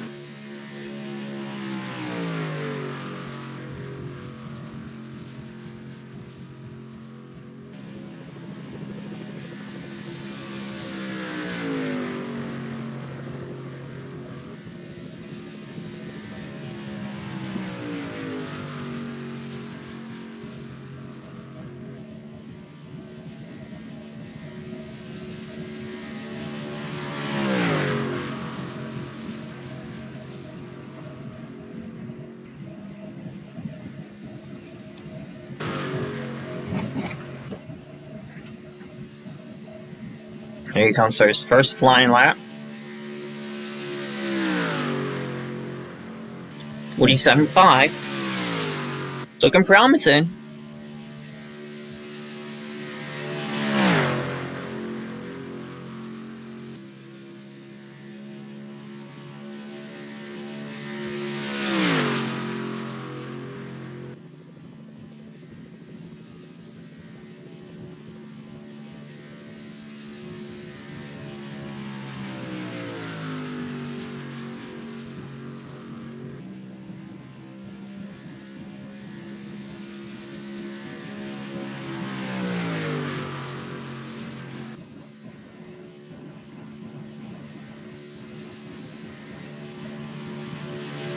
Checker flag. Ends up 47.2 for Daniel Boyles.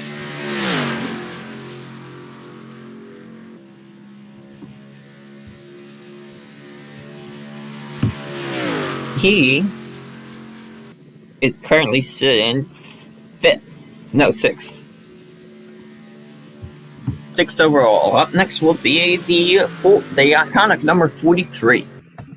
Alright, up next we have the 43, the legendary number 43 of R.J. Cummins. Out of Richard Petty Motorsports. And this number has been in for a while. Richard Petty started it and won 200 races with that number. And the rest is history.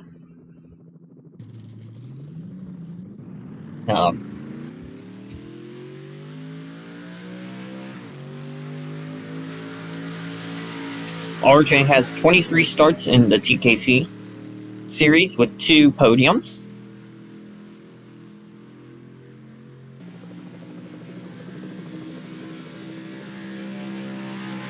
In 2024, they went to have Jeb Burton, who is the cousin of Harrison.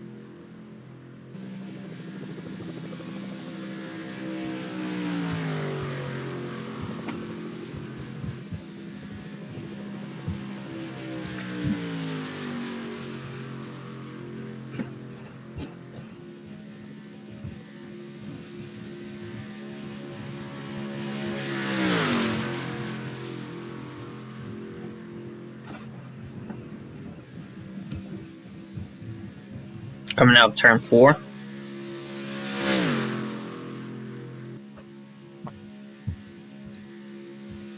First qualifying lap for the 43. 49.3.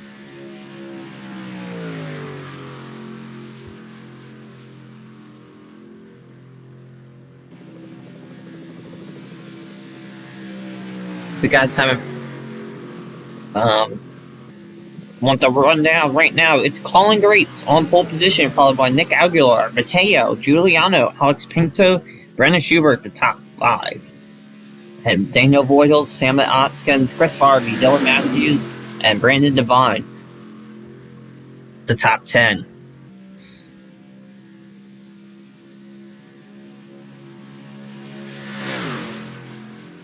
Here comes RJ for the checker flag.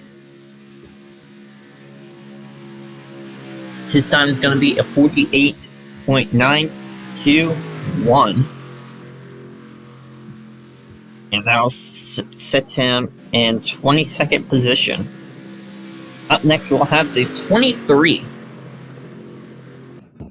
Alright, up next, we have the number 23 out of GMS Motorsports. in this fictional car set, GMS does not merge with Richard Petty, and that's how they just created their own cup team.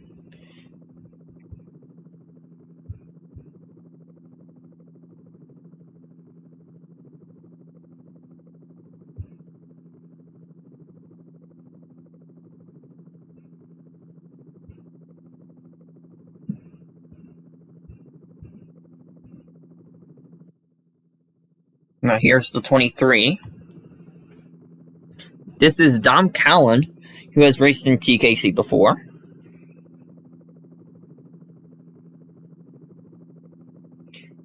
Dom has 3 wins, or why am I saying 3 wins? It's 3 starts, 0 wins, 0 podiums, 0 poles. A lot of F-Series starts for him and his brother Nick.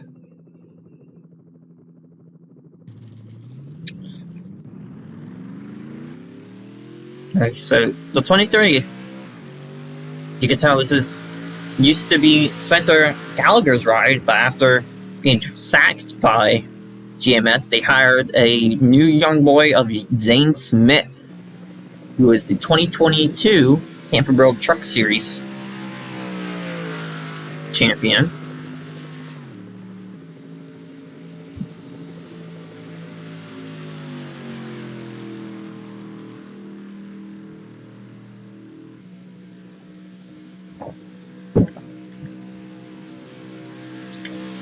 Zane was very hyped about his Cup debut here at Daytona.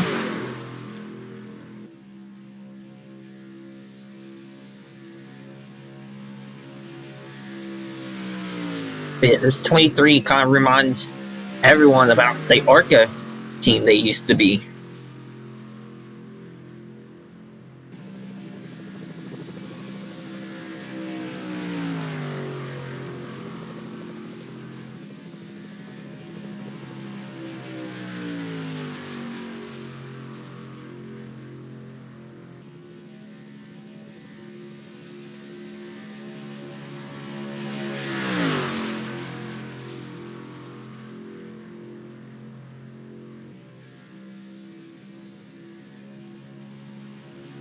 Here he comes around turn 4, down to the front stretch.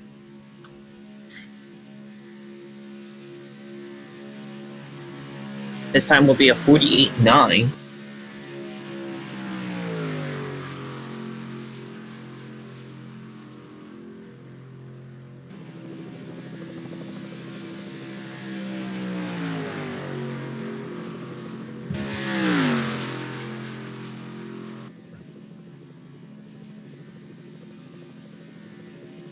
Obviously, GMS has got some Hendrick-related performance parts.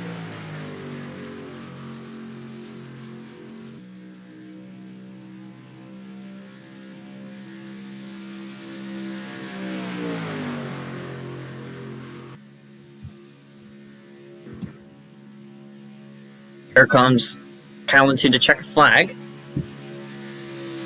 This time will be a 48.590, which will put him 18th overall. So far, not bad for that 23 car. Up next, we have the 59. Up next, we'll have the 59 of Brock McColney. Brock is an excellent racer.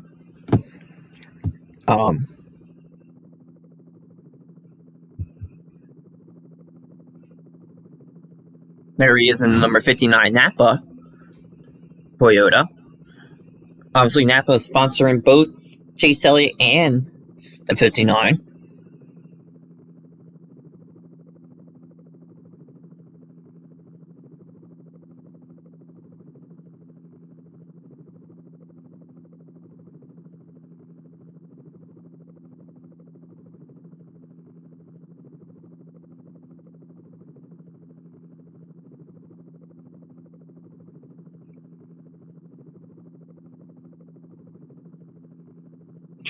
Brock has 3 starts, 1 win, 1 podium.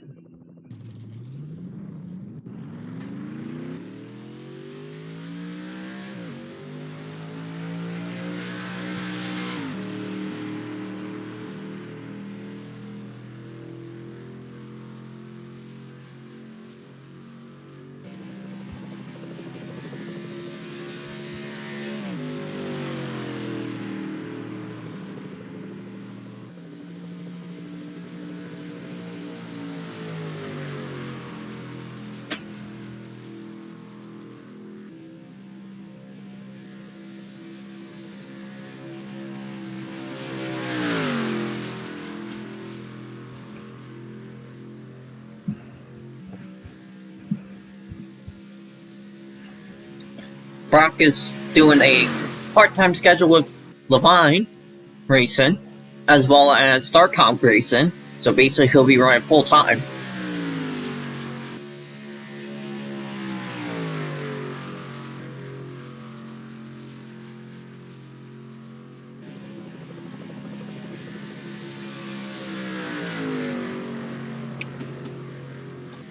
And with the 59 being out, this is the halfway point. Almost 2 hours of recording time. It's unbelievable.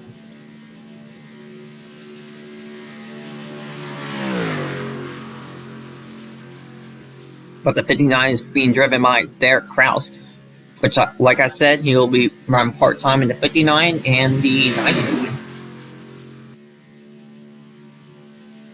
As Brock comes to the checker flag, or the white flag, I should say. We run a 47.4.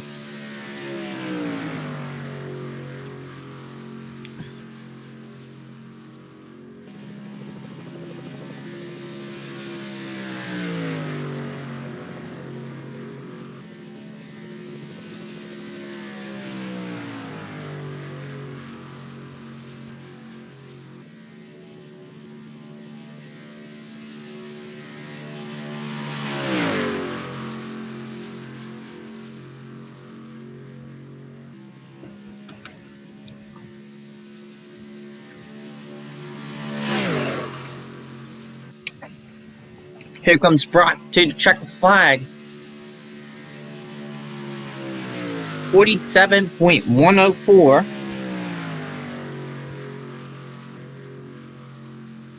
And this will make him P3. Awesome job by Brock.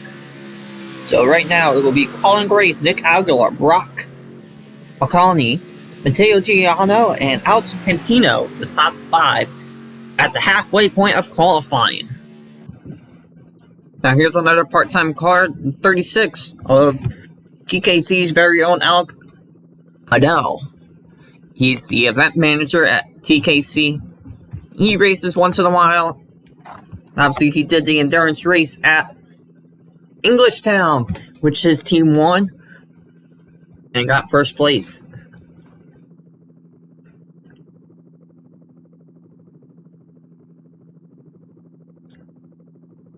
Outside, he just doing the one race at Daytona where he can just have fun.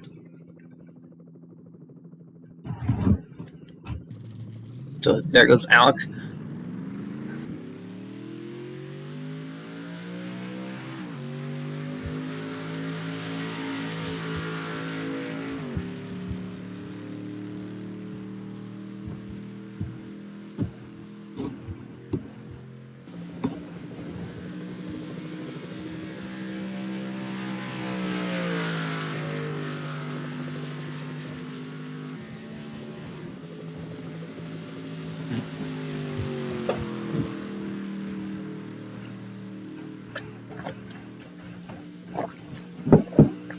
The 36 is being driven by David Reagan in the 2024 season.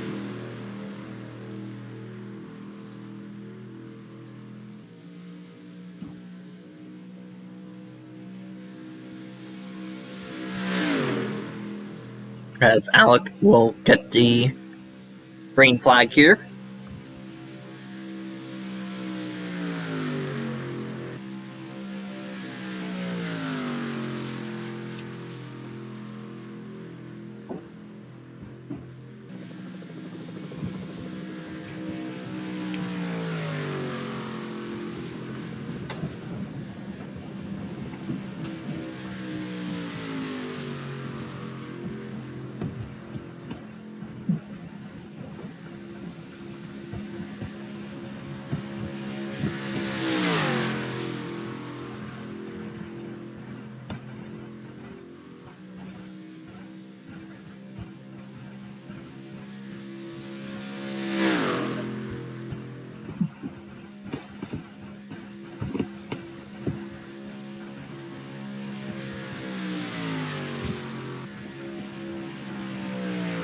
A 50.2 for Alec, which is very, very unusual.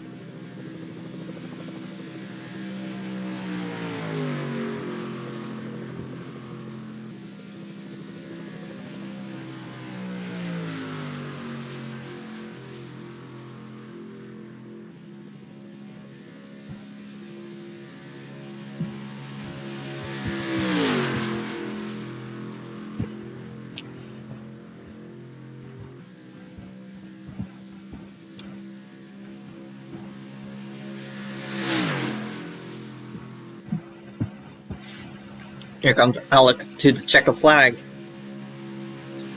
His time will be a 49.7, which is the slowest out of everyone so far.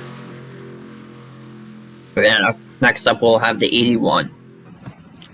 Alright, here's the number 81 of Kenneth Watson, driving the 81 for Joe Gibbs Racing, Dex Images.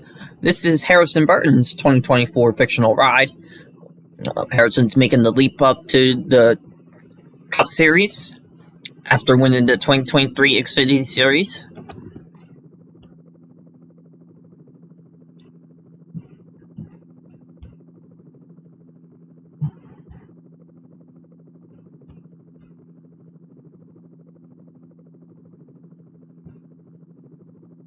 Kenneth has the most starts without a podium, and TKC having 7 starts.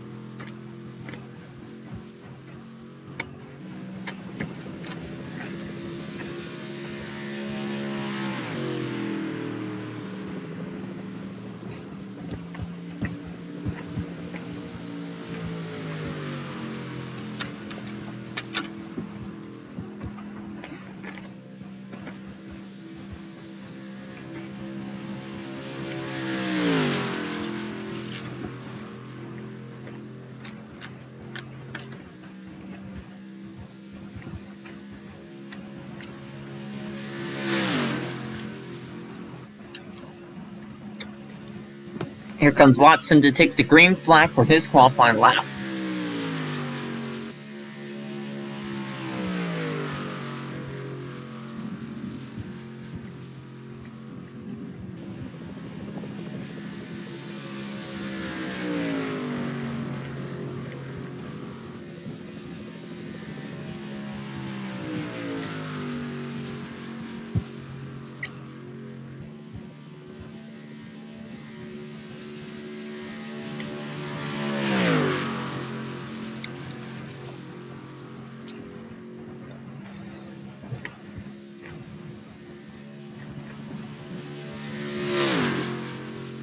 Here comes Watson out turn 4 for his first qualifying lap.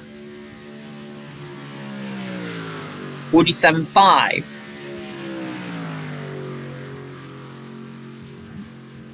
Currently, we'll set him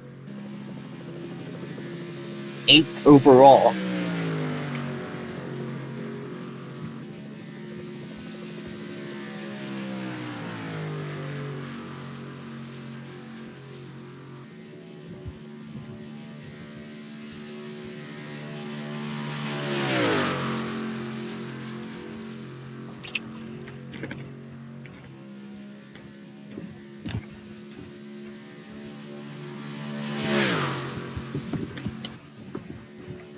Here he comes to the checker flag for his final lap.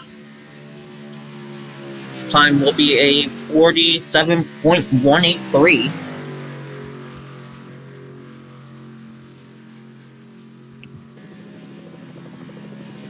He'll currently slot in 5th, right behind Matteo Giuliani by .011. But up next, we'll have the 29. Up next, we have the 29 of Cooper Van Horn.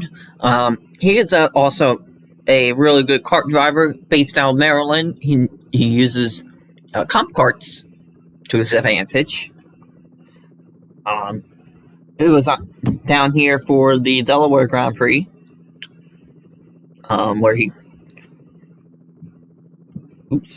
where he finished. And so I'm going to look it up right now.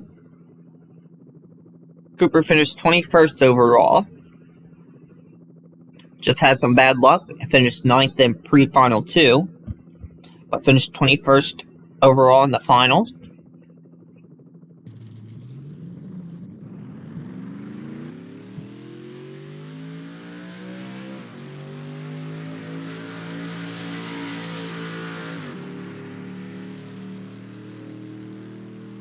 He has three starts, 0 wins, 1 podium.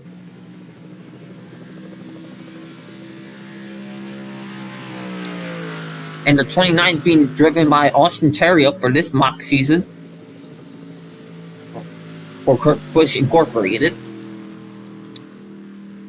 And Thrustmasters is the primary sponsor.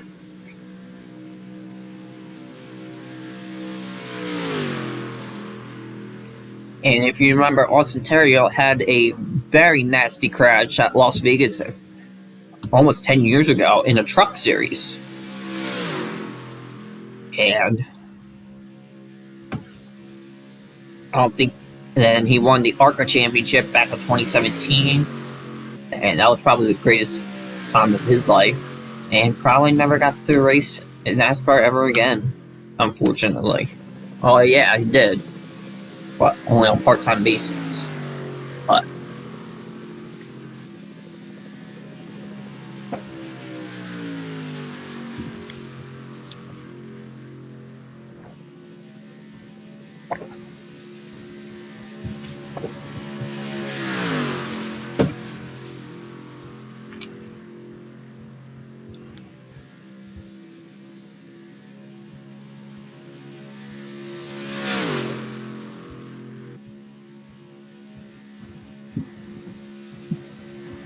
so here it comes.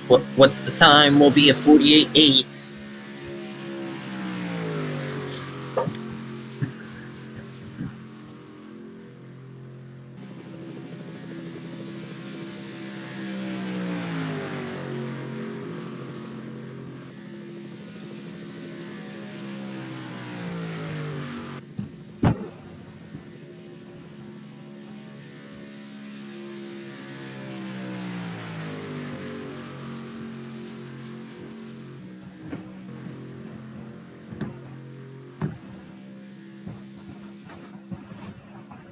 So here comes the 29 out of turn 4.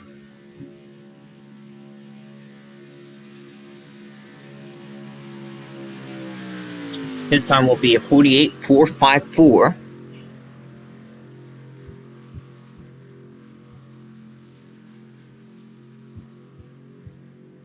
I'll put him 20th overall, which is not bad for that 29 team. Up next, we'll have the 19, and we'll have news on that one. Okay, up next, we'll have the number 19. These next 3 drivers have very, very, very historic backgrounds, either in karting or TKC stuff or other leagues of their own. But this one is probably the most interesting out of all of them. And this is the story of the number 19 of Wyatt Smith. Started way... I don't know how to explain this, because he is so young, so unbelievable talented, without weight. But when he does have weight, it gets to his mind, and it just does not work with him. But this 19 car, driven by Daniel Suarez, you can't write anything better.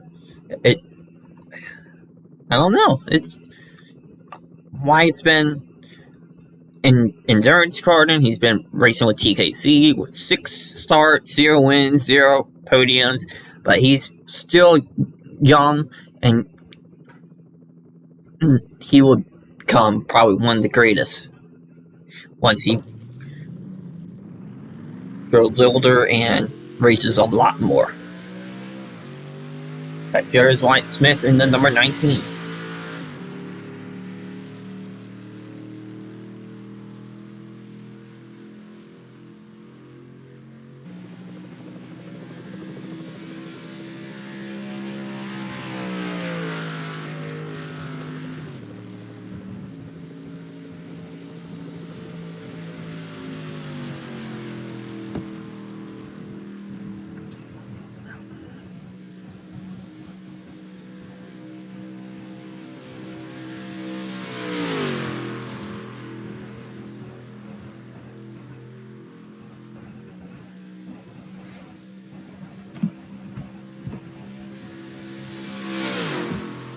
Here comes Wyatt Smith coming to the green flag for his qualifying run.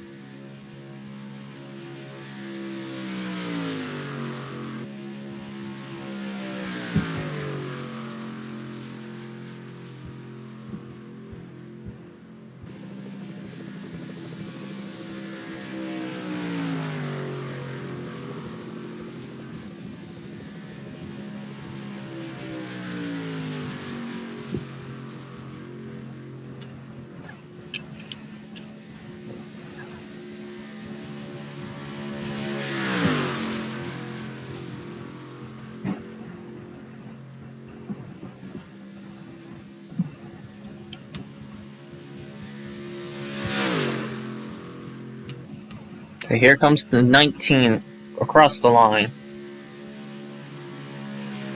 45.5.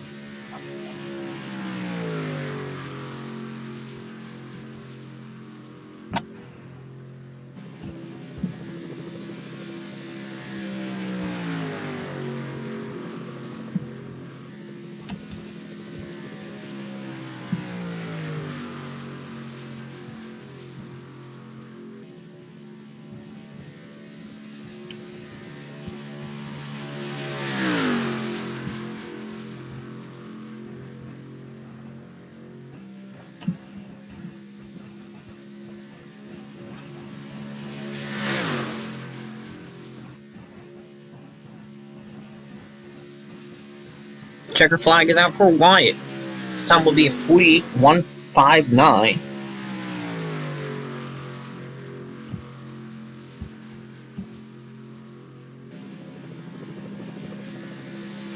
Which will put him 19th overall. Coincidence of his number. But next we'll have the number 7. Alright, so here's Indy Casey, or Cassie I should say, for Junior Motorsports in the number 7. This driver has had a lot of experience in karting, in United Karting, even out in Indiana. He went to Daytona this winter and competed around the super speedway. So this driver is another guy you better watch out for. The 7's being driven by Tyler Reddick. After leaving RCR, he went back to his Xfinity team, which now expanded into the Cup.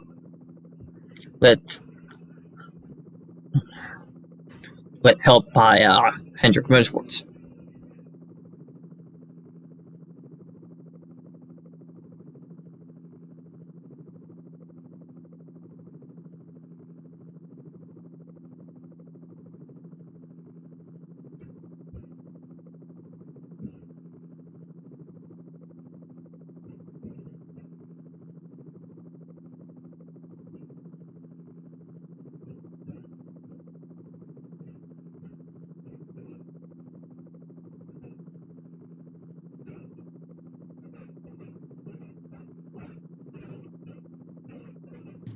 So here goes Indy Cassie now.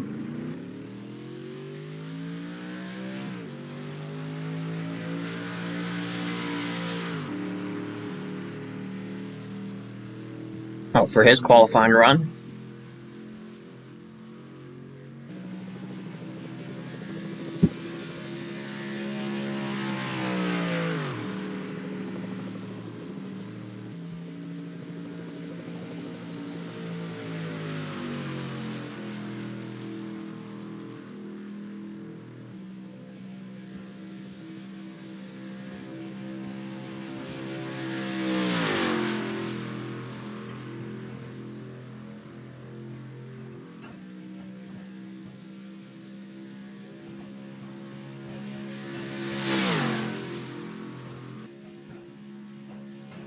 There comes Indy for the green flag.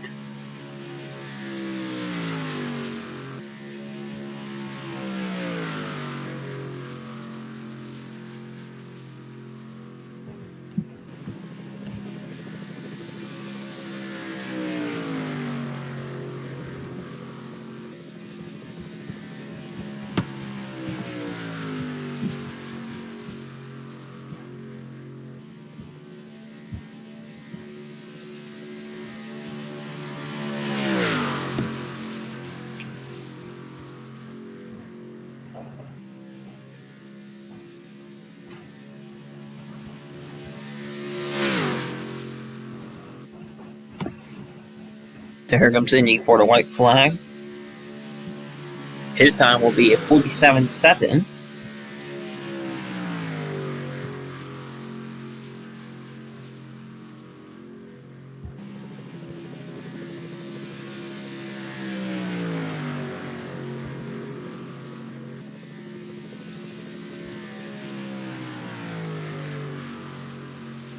Indy has competed only one TKC race, but has done a lot of esports.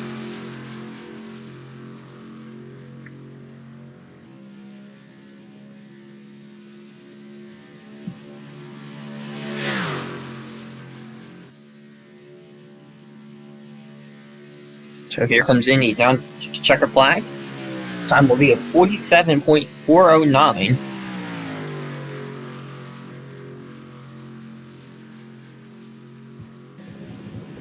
Which will put him P9 overall. That's not bad for the young man out of Junior Motorsports.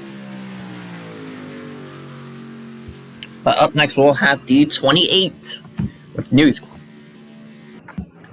Alright, here's the number 28 of Joe Peters. Driving the 28 Baz Pro Shops Ford for Kurt Busch Incorporated. And this is Martin Truex's final year in the Cup Series in 2024. And how fitting would it be to win the Daytona 500 on their final Daytona 500 start?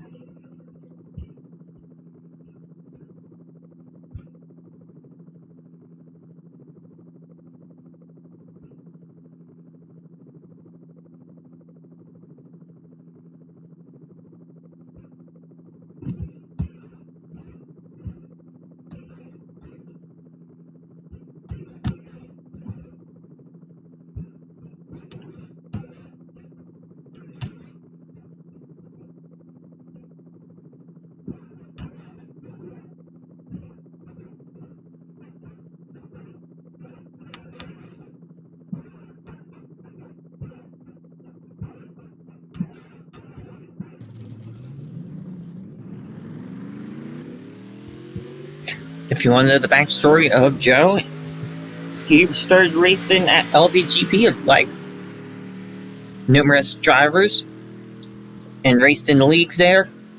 And as time grew, backed out of it, started doing some iRacing.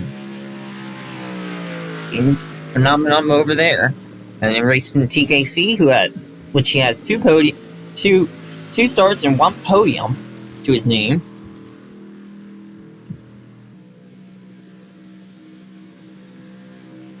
And did some endurance karting at Pocono, where he finished third with Matt Haas.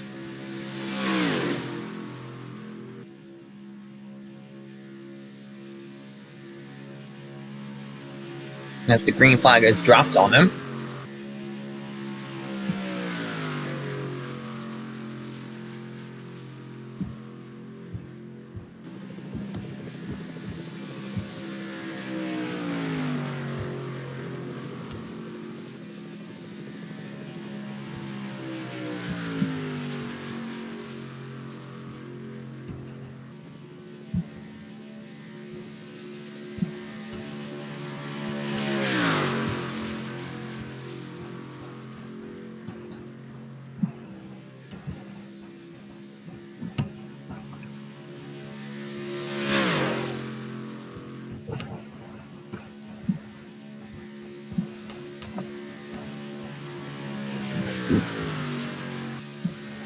.282 for Mr. Joe Peters.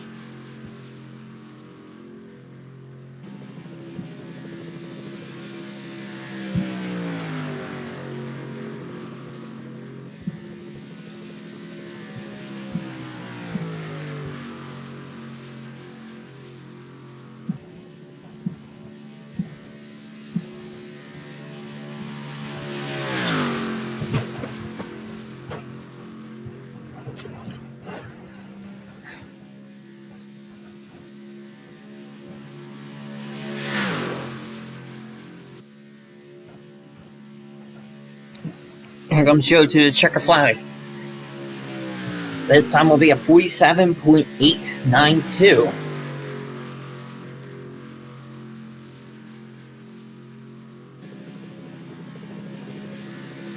He sits smack in the middle.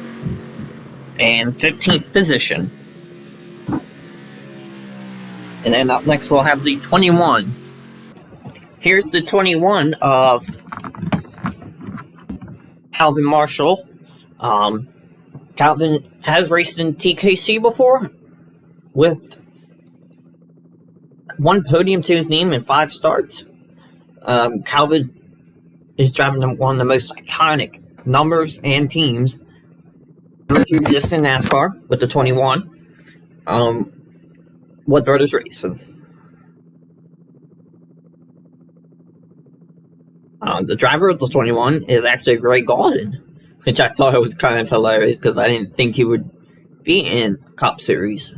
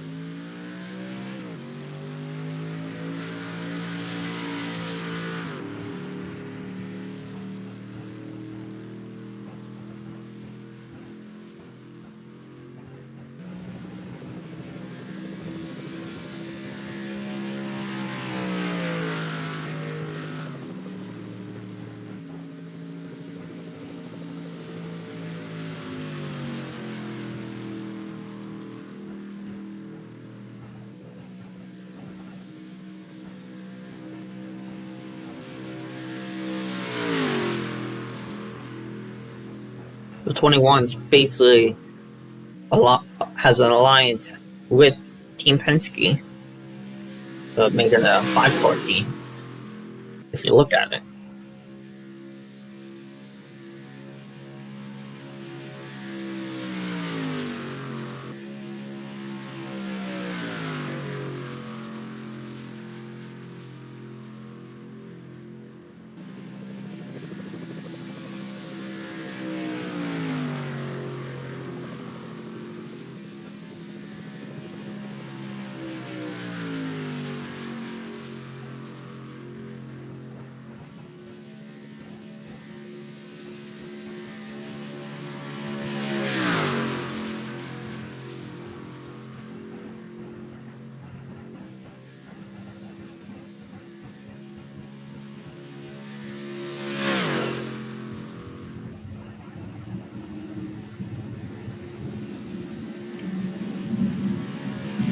.634 for his first lap.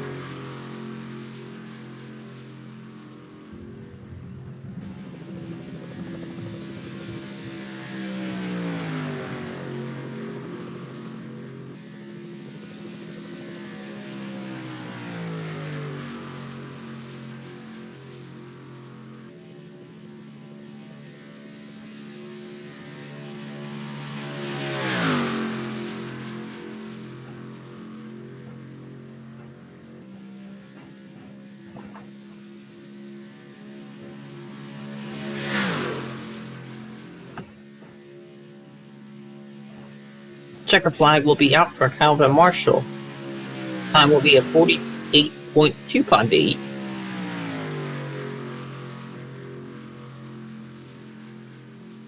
We'll put him 22nd overall. Up next, we'll have the number 3. Here's the iconic number 3, Austin Dillon from RCR, driven by Charles Wembley, who has only 1 start to his name in TKC series. Driving the number 3 for Austin Dillon at RCR. And we have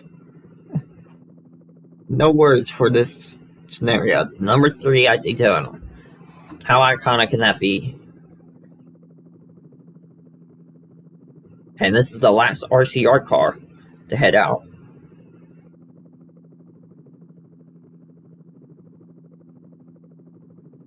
We only have almost 20 more cars to do.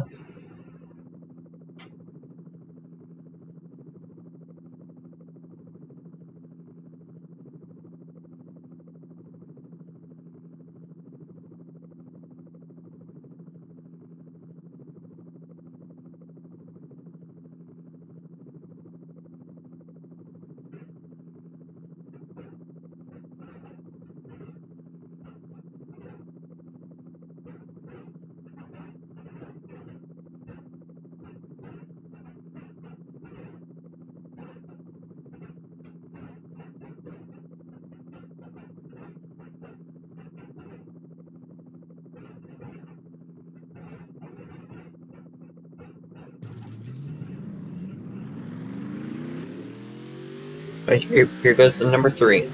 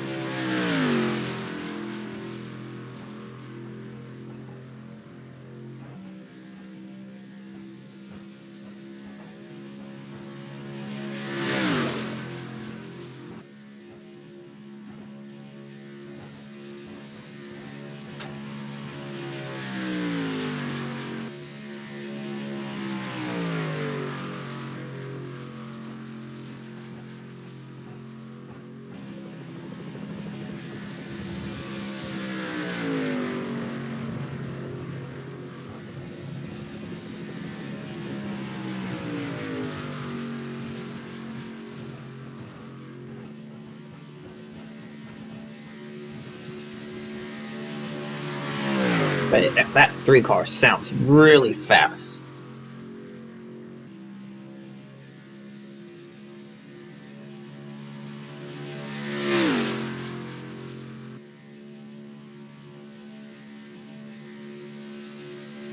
What's his time? 47.7. So obviously he's beat his 2 teammates by a full second.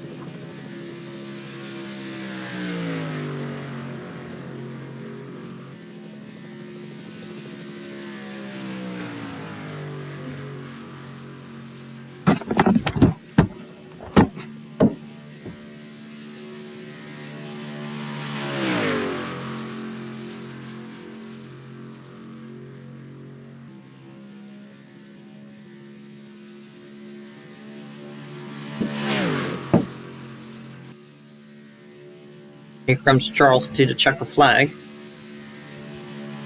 His time will be a 47.341. And that will put him in the 9th position. And then up next we'll have the 97. Now if you remember, if you're alive, let's say that, from 1997 to 2000, you guys should probably remember this scheme. Once it pops up, it'll bring back memories for life. That's all I'm saying.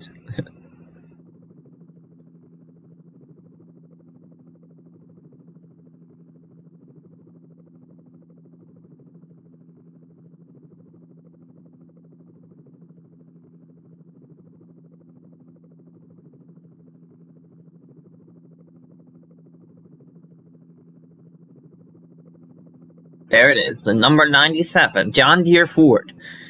Exactly, just like his father did it, Jesse Little, running the 97. John Deere Ford, based off his father, Chad Little. Henry Kelleher is the driver, trying to be his teammate's 49.1.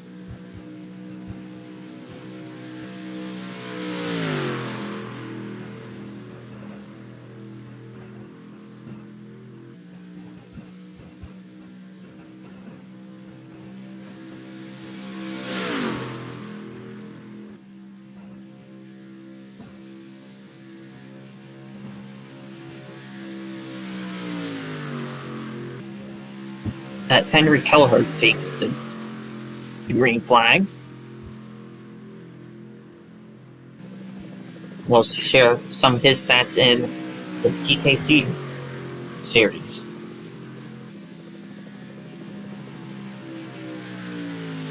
Henry has 4 starts, 2 wins, 2 podiums, and a pole position. So he can do it all with his teammate Ben. With Ben Demosine.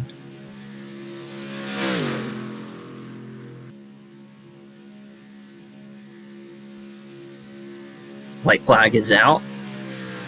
49.4 is his time.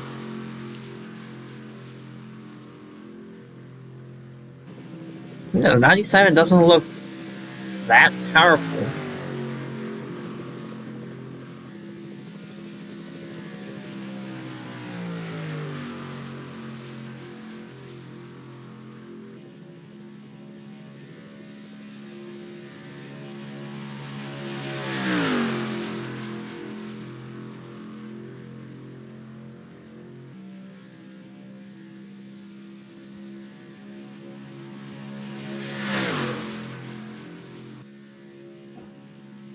Here comes to check the flag, Henry Kelleher. 49.059. So he does beat his teammate, but still towards the bottom of the list. Slot 32nd.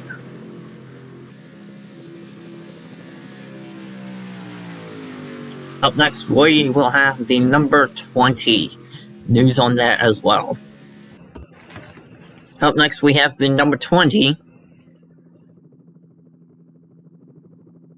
of Ben Braley, who is probably one of the greatest at rental carding.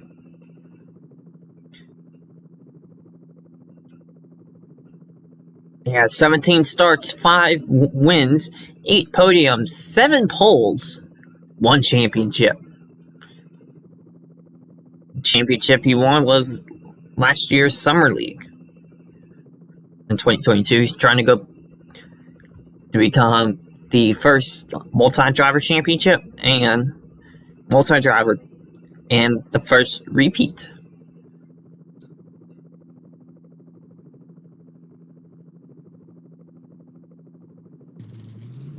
So there goes Ben Braley. He also did some schooling at Skip Barber Racing School.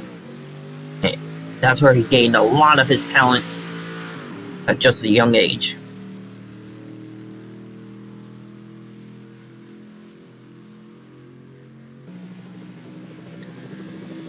The 20 is being driven by Eric Jones for 2024.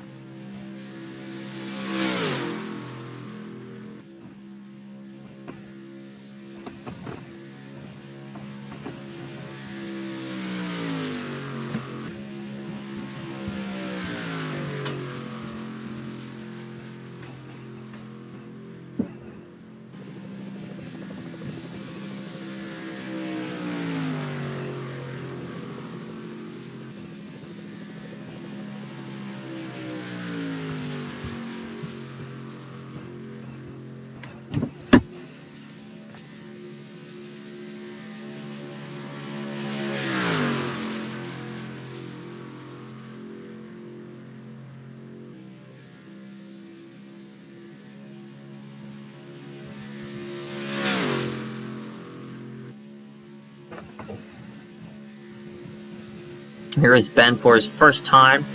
It'll be a 48.6.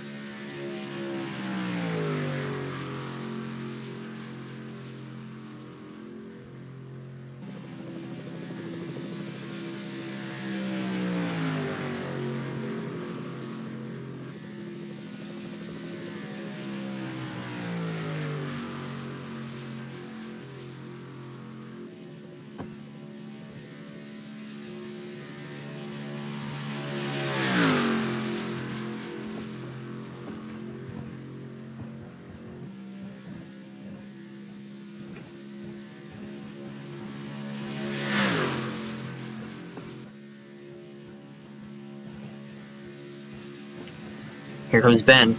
Time is a 48.247.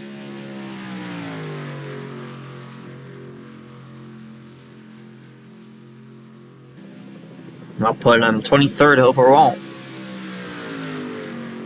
And then up next we'll have the 50. Up next we have the 50 Money Team Racing. Sponsored by Jacob Company.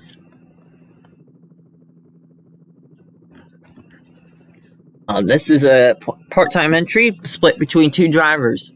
One of the drivers is actually racing right now. The other one, there's the 50 of Ethan Orang.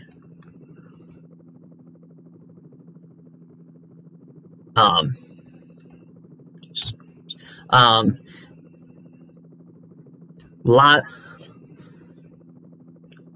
of experience from him.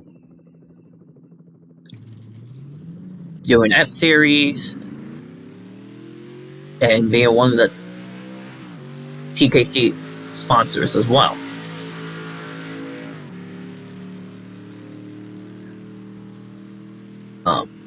Along with Ethan, Derek Moore will be racing in the 50 as well, part-time.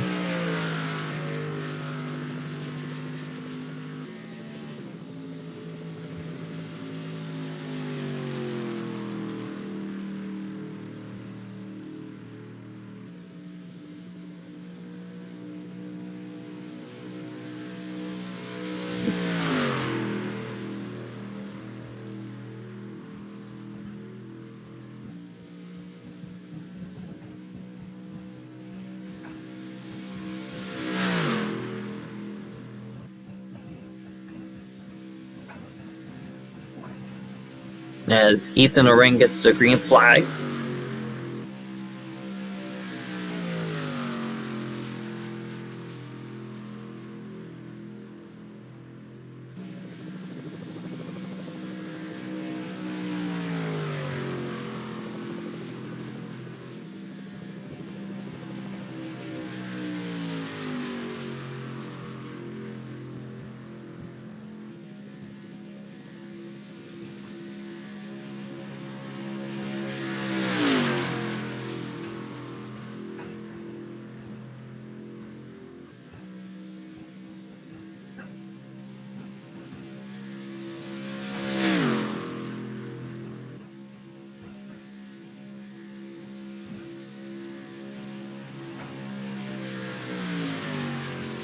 A 50.4 for the 50.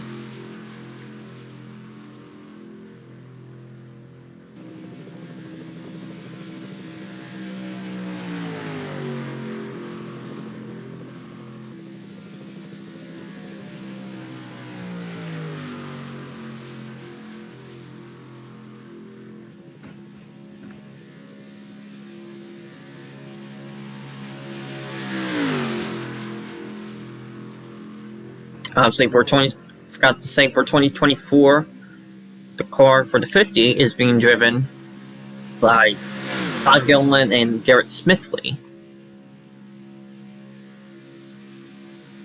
Here comes Ethan for the checker flag. He'll run a 49.8, which is now the slowest of all the drivers. Up next, we'll have the 48. Here's the 48 Alley Chevrolet Alvendrick Motorsports, and this is Sam Casanez, our very first champion, with 17 starts, 5 wins, 12 podiums, and 1 championship to his name, being the lightweight championship in the summer of 21.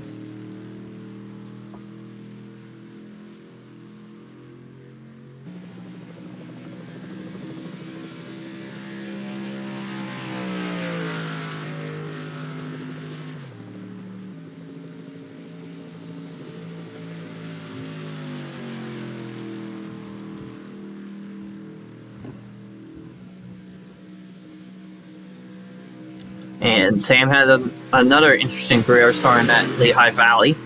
did the endurance races there. Now has his own go-kart and races in F-Series and Northeast Karting Challenge. Looking to make a big name for himself in the next few years. And the 48 is being driven by Bubba Wallace in the 2024 season.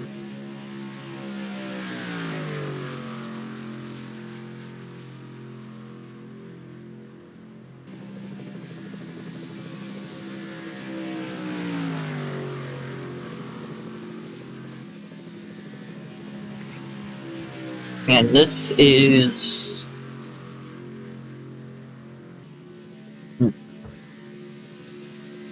not the last Hendrick, but the next one will be the last Hendrick Motorsports car.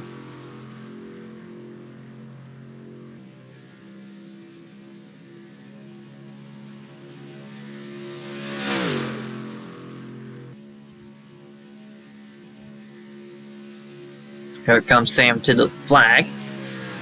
Time will be 48.4.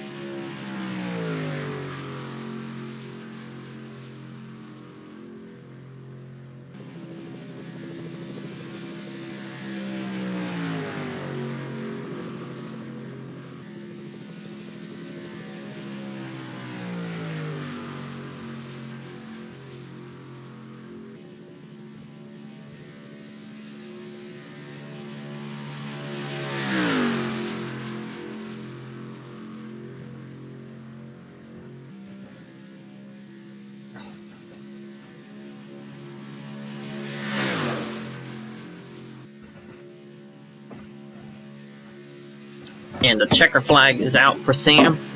He'll run a 48.091.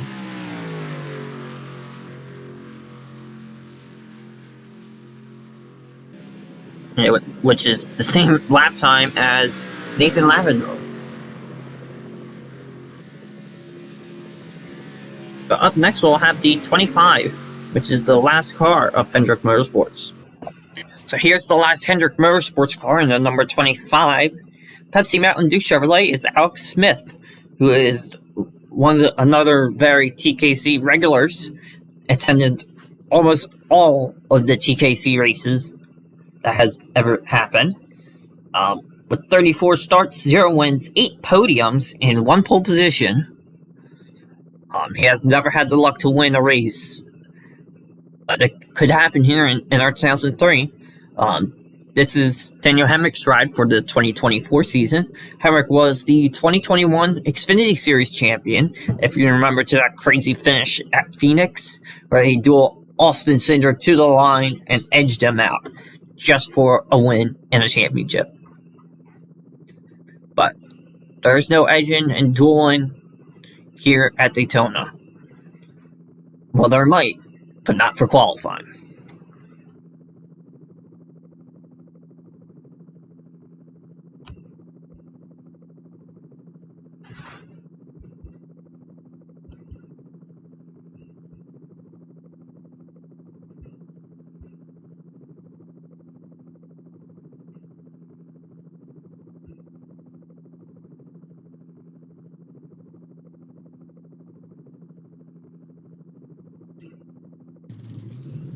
As 25 starts to roll out for his qualifying lap.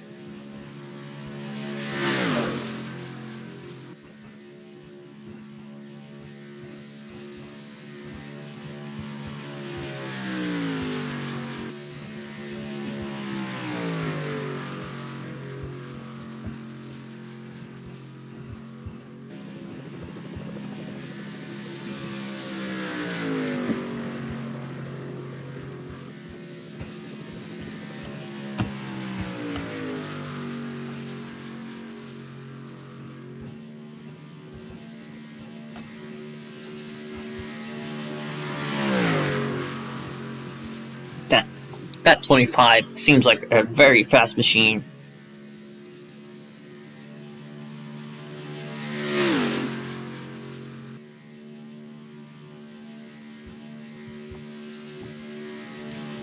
'25 will start out with a 46.9. Oh boy, here we go.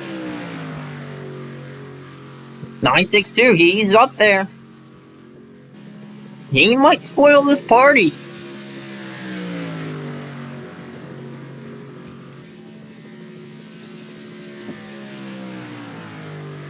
I knew as soon as it hit turn 3, it sounded like a hot rod. And this is going to be a pole position time right here.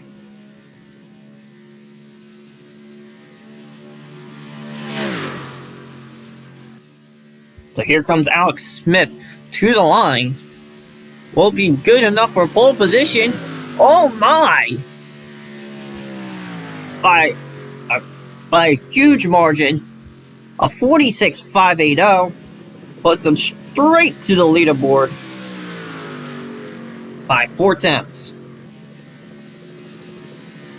But up next we'll have the 95. Here's the 95 of Matt Meekum, driving for Levine Family Racing. Has 14 starts, 3 podiums. No wins, no poles.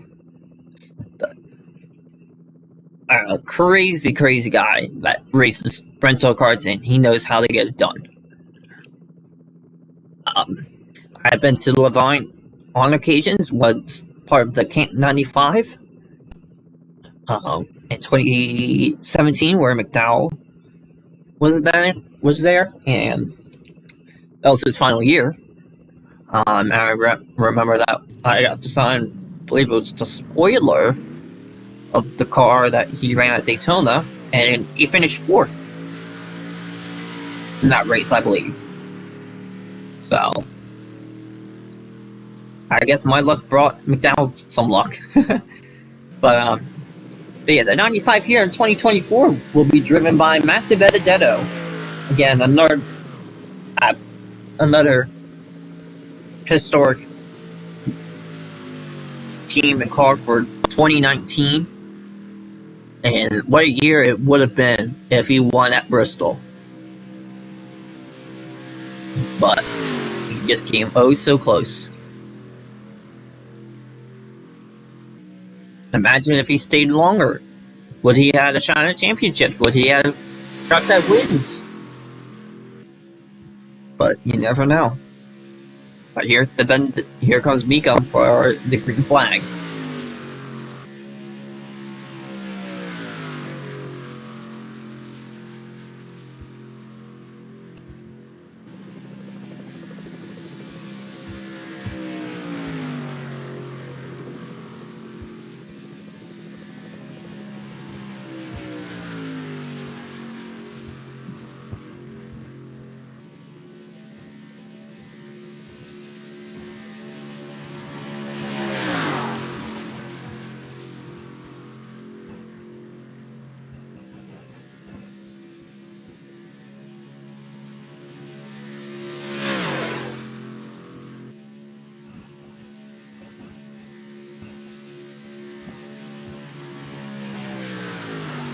'95 will put a 48.4.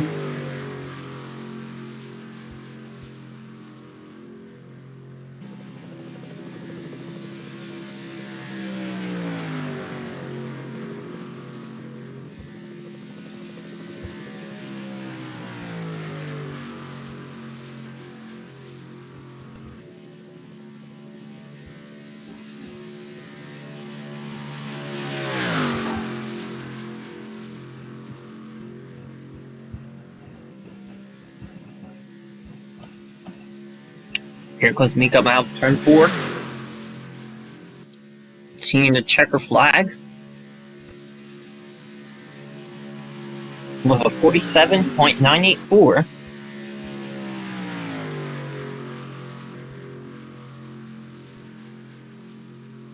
Now put him 19th overall. Up next, we'll have the 41. Alright, here comes the number 41 of Jake Ennis. Out on the track. This is Ben Rhodes' ride for the 2024 season.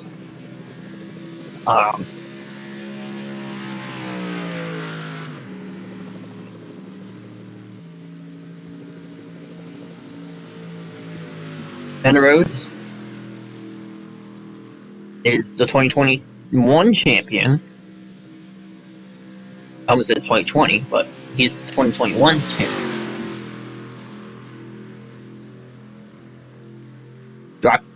Was driving for Thor Sport in the Truck Series and won the championship.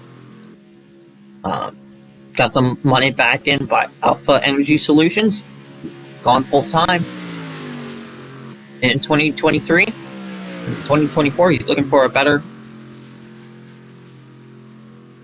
result.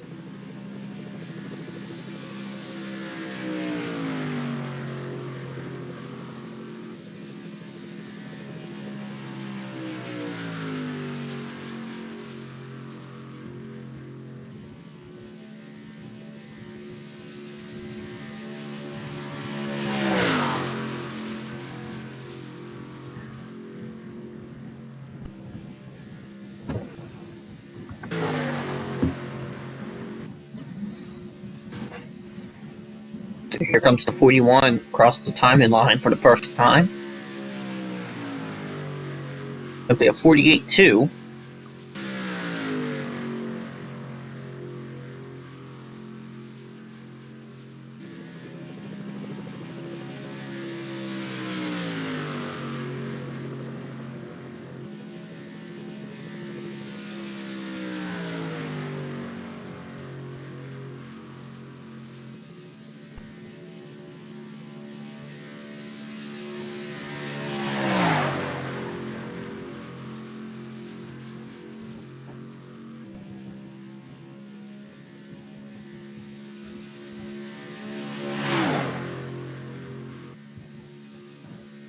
So here comes the 41 for his fastest lap. It'll be a 47.844. And just falls right behind the 18 by 2 1,000ths. Up next, we'll have the 77. Here's the 77 of Ryan Miller of Spire Motorsports. The 77 is a conjunction, I like to say, team. That's two teams, Spire Motorsports and Kligerman Barton Racing. Had to think of that. If you know, that's the esports team in iRacing. They got a few chassis off of Joe Gibbs, and now they have their own cup team. And the 77 will be running. This 77 will be running part-time as well as the 77 as Kligerman Burton Kligerman Racing. And as well as the 75. The 77 right now is Ryan Miller, but the 77 at Barton Kligerman will be Juan Cosmo, and the 75 will be Ahmed Vargas. Obviously, you can't see any of the schemes now.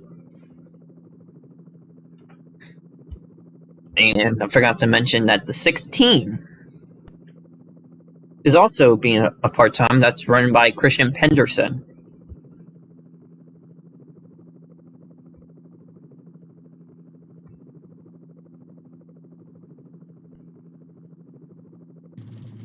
And here goes the 77. This is a Spire Motorsports only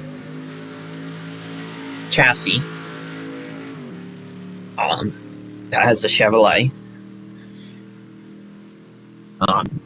Spire Motorsports hired Natalie Decker with sponsorship.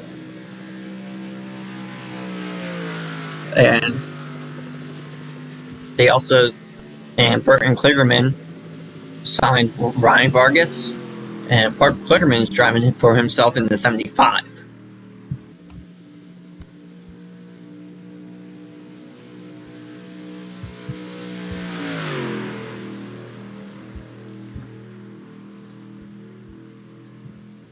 Ryan Miller has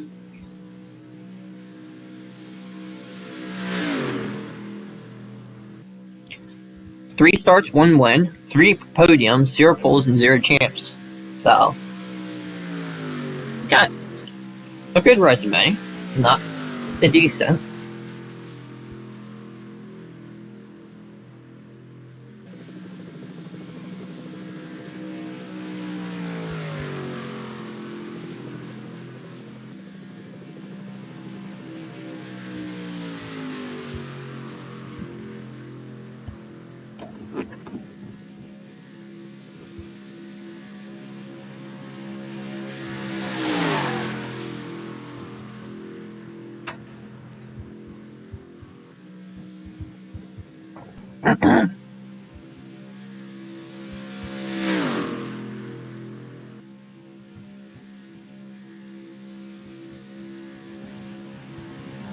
So the 77 will run a 50.7.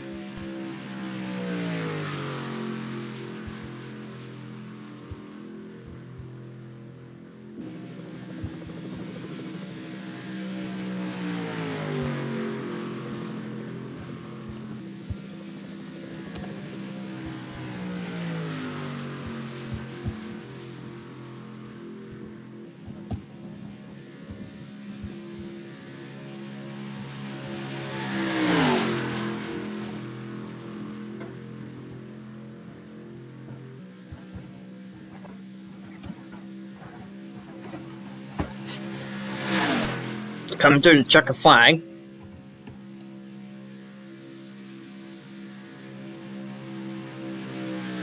It will be a 50.1. The only 50-second lap time as of now. And he'll be dead last.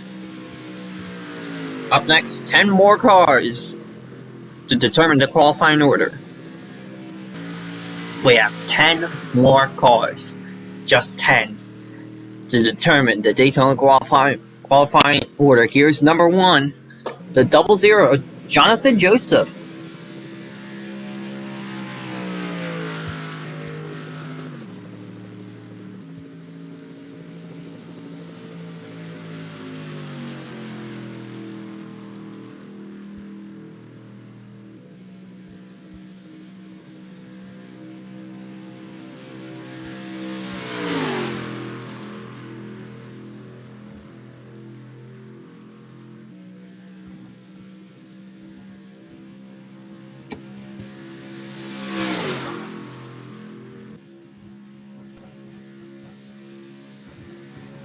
Here's Jonathan Joseph.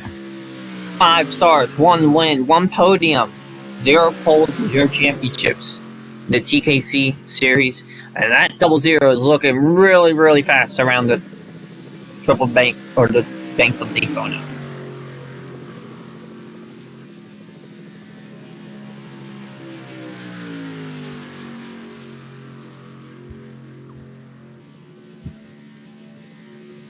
The 00 is being driven by Lanny Castle for the 2024 season, as well. We are having the steering wheel wars, as I like to call it, the Logitech versus Thrustmaster.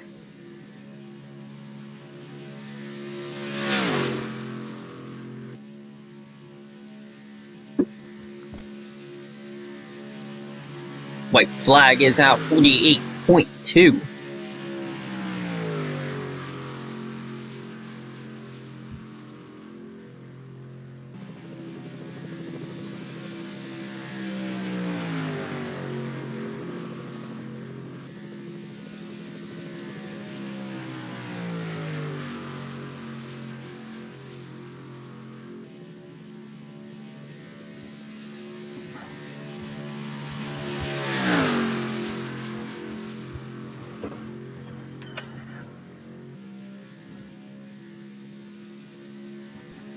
Out of turn 4, Johnson Joseph comes to the line.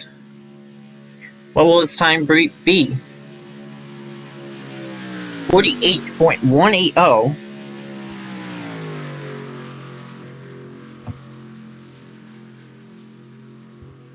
And that'll put him right in the 27th position as of now.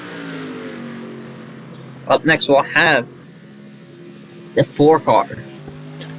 Alright, so here's the 4 of Colin Propley driving the 4 car Fastenal Ford out of Storehouse Racing. Colin's a regular NR2003 person that signs up for videos, but nothing is known about his racing background or karting career.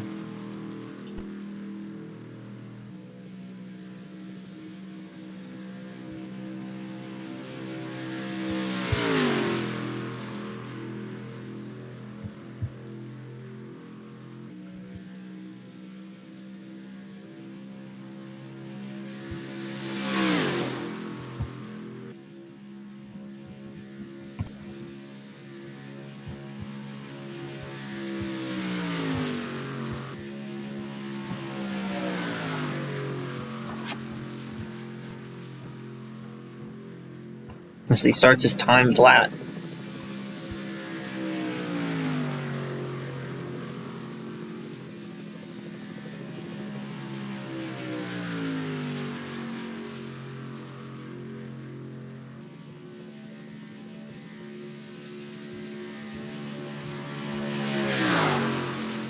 And that 4 car is flying.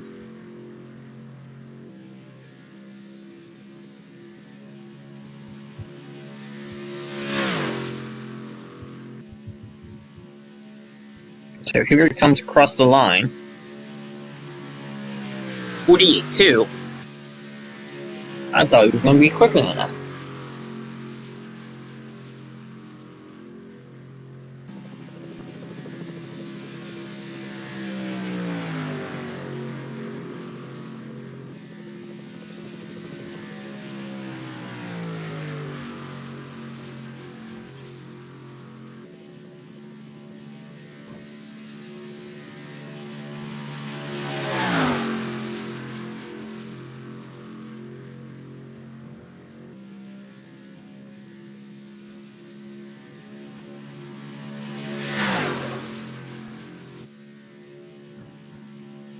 Here comes Colin to the checker flag. It'll be a 47.884.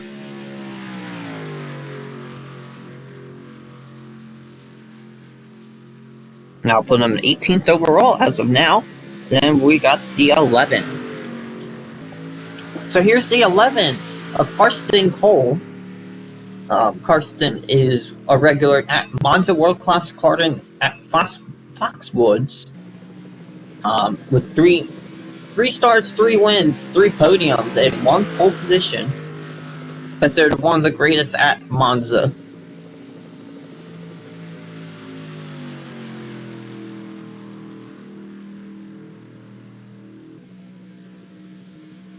Karsten has a sister named Casadona. That races modifieds at Stanford.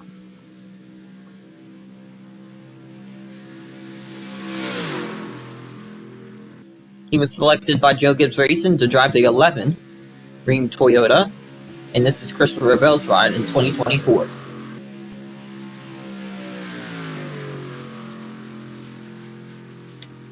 Karsten has the 7th fastest overall lap at Monza.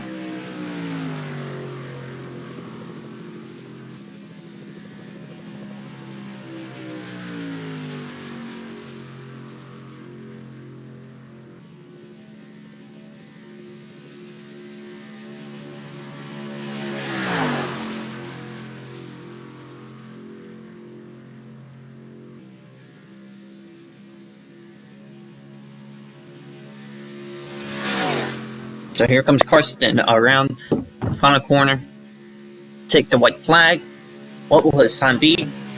48.7, which is quite unusual for him.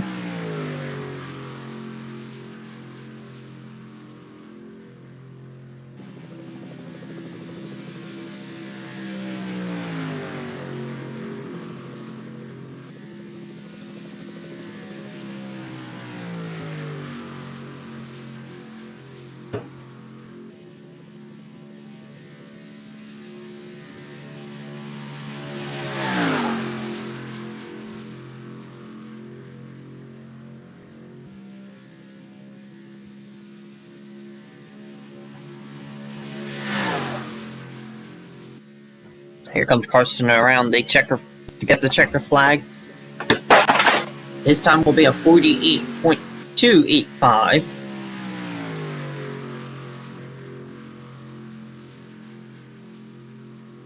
Nope. Puts him 31st overall, which is highly unusual for him. Up next, we'll have the 38. So here's the 38 of Jeff Ramsdale. Jeff is the 2021-22 runner-up in heavyweight.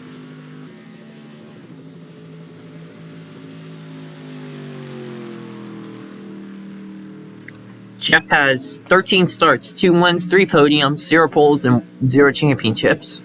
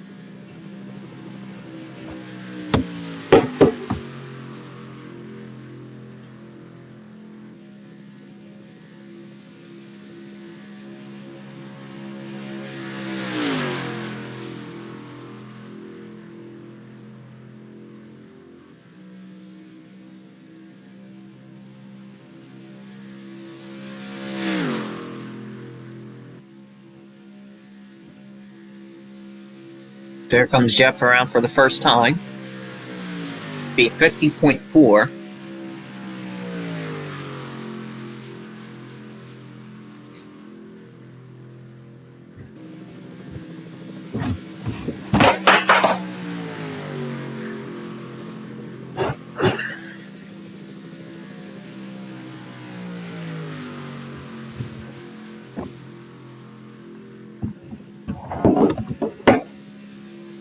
That should be much better.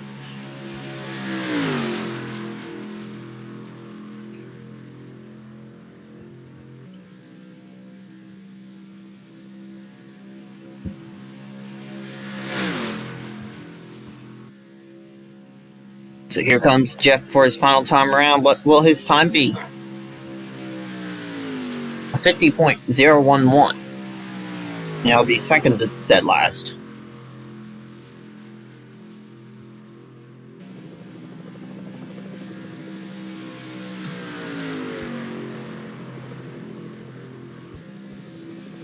Up next, we will have the 15 with 6 more cars to go.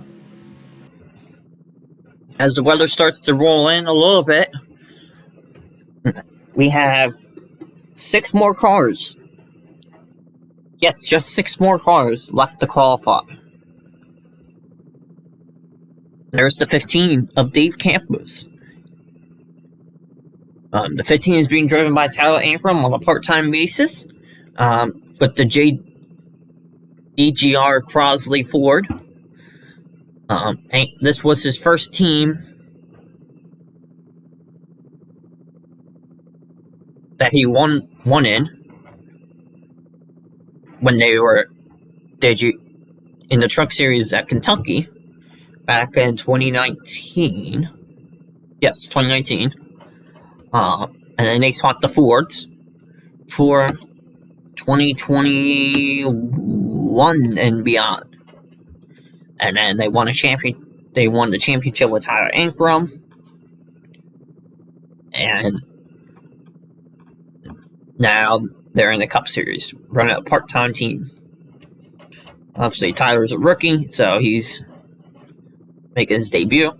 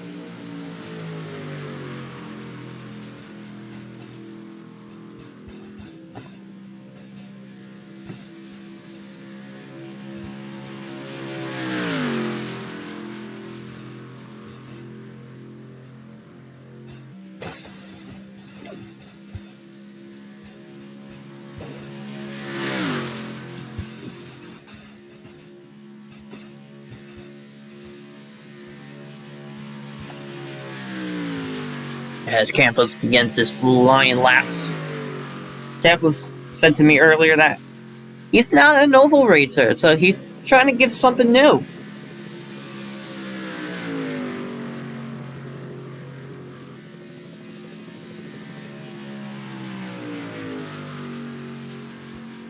So I'm going to leave it as is, so we don't jinx him.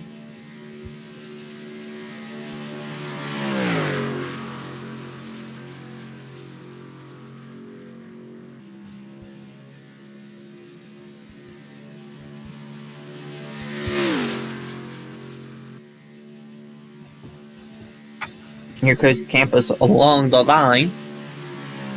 He'll clock in at 47.2.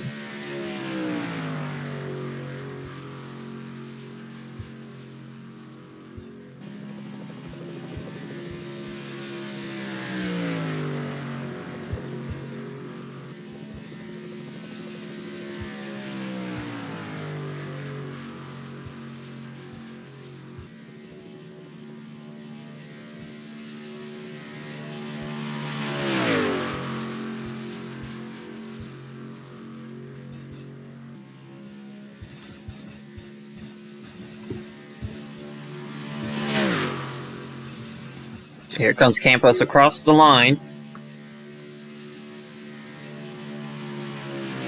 46.936.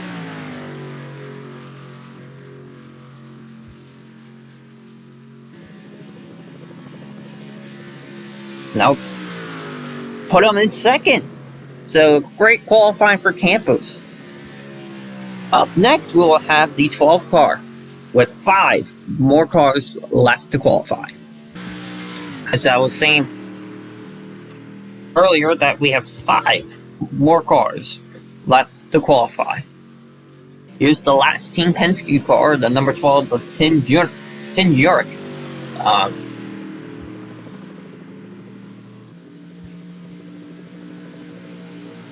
Tim has 5 starts and only 1 podium to his name.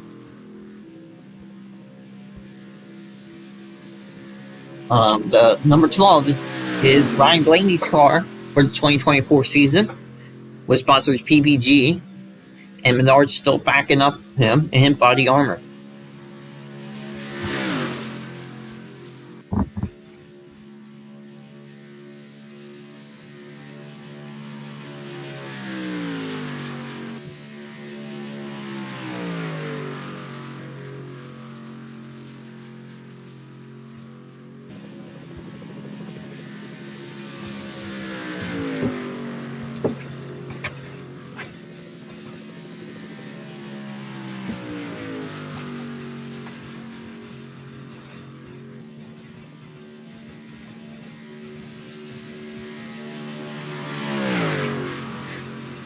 That number 12 is looking really quick.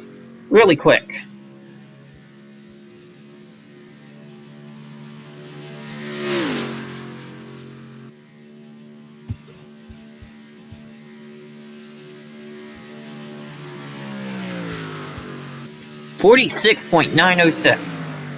I'm telling you, that looks like a really quick car.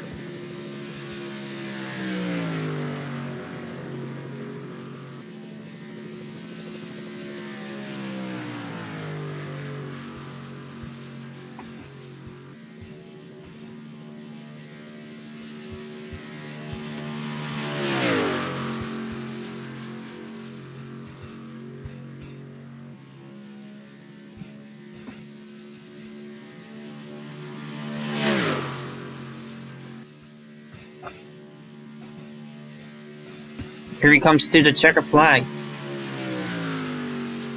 5-5-2. Oh my. Does that put him on pole position? Yes, it does. 46.552. I'll put Tingionic on pole position.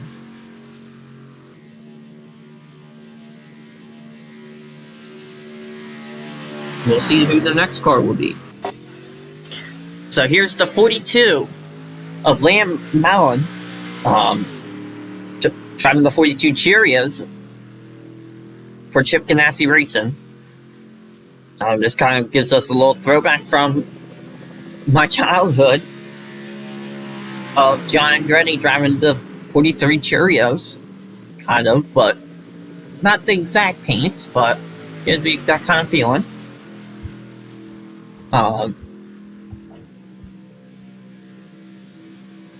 Liam has 13 starts, 2 wins, 8 poles, or 8 podiums, 2 poles, and 1 championship back in the 2021-22 Winter League as the lightweight champion.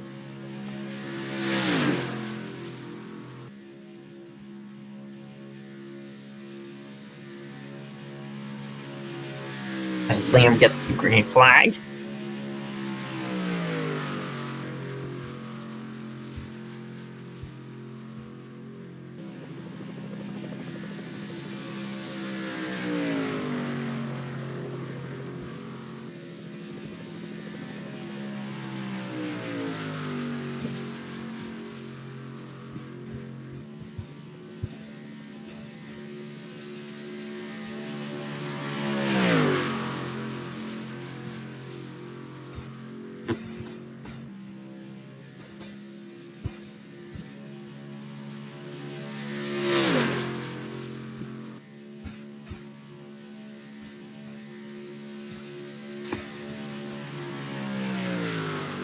.48.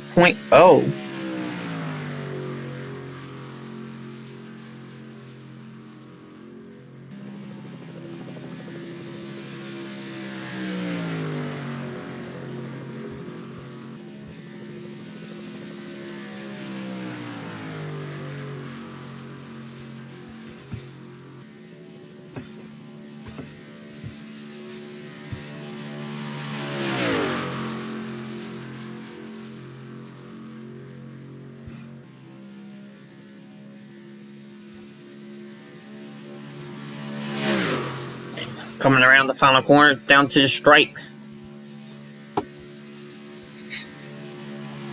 Liam's time is a 47.633.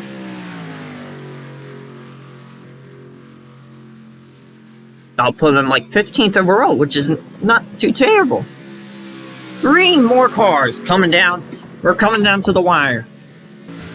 Here comes the 99 of David Da Silva. This is he's running a part-time schedule along with Brock McConney in this 99 car. With Starcom Racing, the drivers for the 99 are Derek Kraus and Brandon Jones.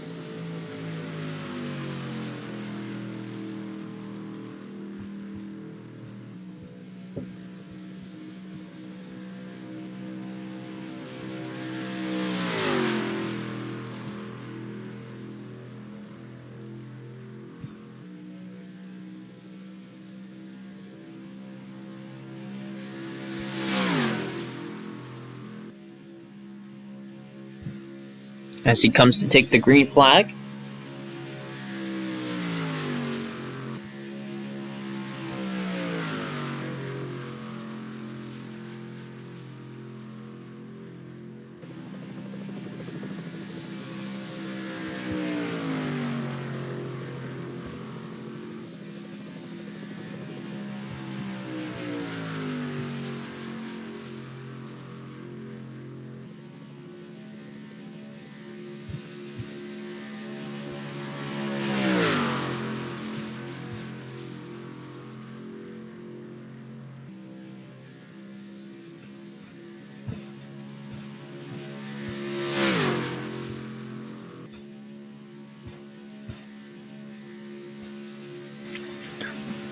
So here's David's time of 48.6.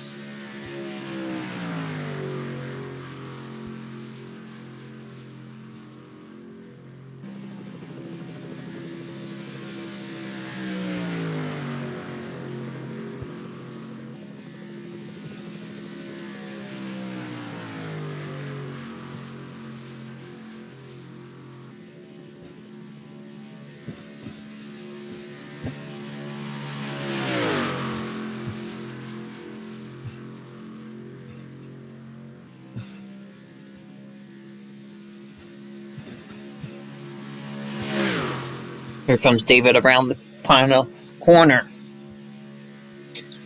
Checker flag is out. A 48.224 for David, as that will put him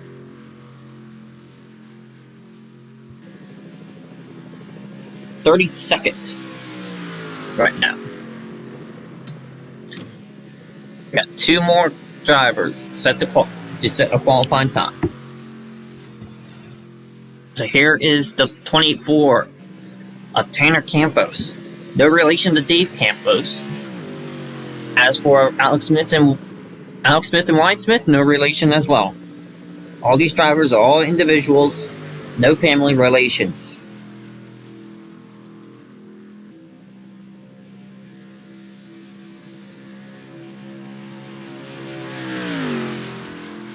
The 24 is being driven by Tanner Campos, as I said. In 2024, it will be driven by William Byron, the young iRacer who almost won that elusive that truck championship back in 2016 with Kyle Busch Motorsports. Signed a deal with Hendrick to be a development driver. Won the 2017 Xfinity Series Championship with Junior Motorsports, and clawed his way to the Cup Series. Used to start out in iRacing. That's how he gained fame. You can hear that V8 roaring.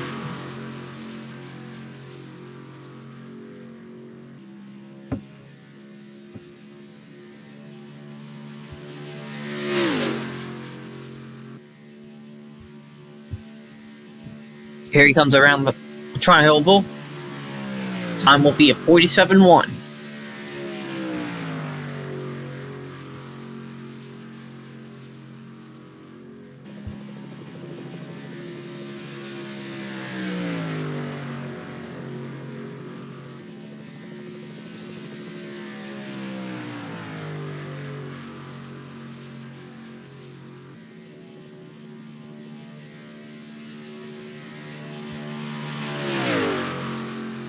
Going around turns 3 and 4. Tanner with no racing experience that I know of.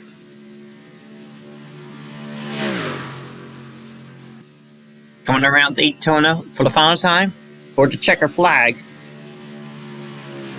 with a 46.835.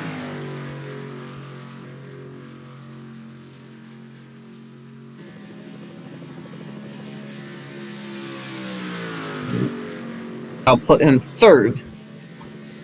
So we know Tenya Jonick will be starting on the front row somewhere. Doesn't matter first or second, he'll be on the front row and he's locked in for the 500. Up next, and the last car will be previewed next. After 3.5 hours of recording, qualifying for 54 cars, or 53 cars, this is the last one, the 14 Monster Energy Stewart-Haas Racing Ford Ryan Preece, the driver for 2024. Ryan's been promoted from reserve driver to full-time driver in 2023 and now has a full-time ride in the 14. Now, all he has to do is qualify. The driver, yours truly, Matt Haas. Haas, two starts in the TKT with 1 win, 2 podiums, and a pole position. the league manager, the flagman, and your average kind of go-karter guy that has tons of experience. If you're looking for a threat, he's the one right here. Matt Haas competed in the Burleys Racing School back in 2022. Finished third overall in points, 7 victories in a row. Once the series hit the Pocono for the final 4 races, he was a mess.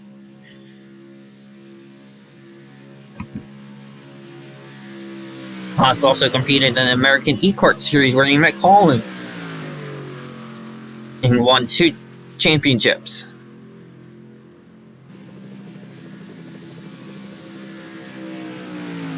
Dead Speed Raceway Leagues finished all in the top 10 in all but his first seasons. Now it's the league director at Speed Raceway. He is looking to bring that 14 to life for Storehouse Racing. No relation to Haas, Gene Haas. But he's still looking to show his name on the top of the leaderboard. What's the time going to be? Only a 48.4.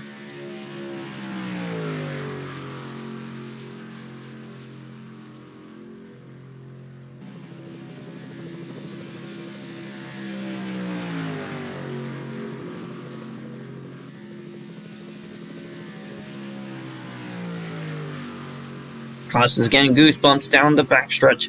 Look at his focus in that mirror and the windshield. There we have our first ever FISA camp. They got a lap around Daytona. And to the checker flag. Haas 47.955. It won't be enough for Paul. Tim Jonick and Alex Smith qualified for the Daytona 500.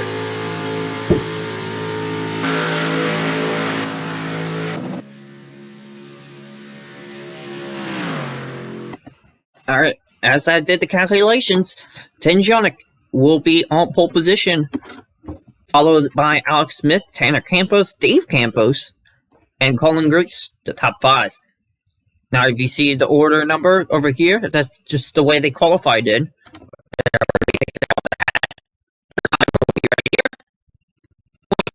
The point position where they finished will be right here, and what dual number they will be in. So if you basically qualified odds, you'll be in duel number 1. If you qualified evens, you'll be in duel number 2. So take a look where your driver is. Obviously, some shocking news that Brendan Schubert is another driver that I shocked her with P11. Indy Cassie, P14. Just naming a few really good drivers.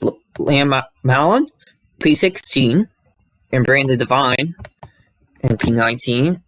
Matt Haas in 24th, the guy that we're all trying to beat, and some of them did beat him. Obviously, it's only the qualifying, not the duels, or not the 500, so it's a lot of pressure on everybody's shoulders. Joe Peters, 23rd, Matt Meekum, 26th, and Augusto Fontes in 27th. How about Nathan Lavender and Sam Castanez, 29th and 30th, respectively. Wyatt Smith, 32nd. David De Silva, 34th. Ben Bradley, the defending champ, 35th. Carson Cole, in 37th. How about RJ Cummins in 45th? Ramon Yarama in 47th. Chris Solowski in 49th.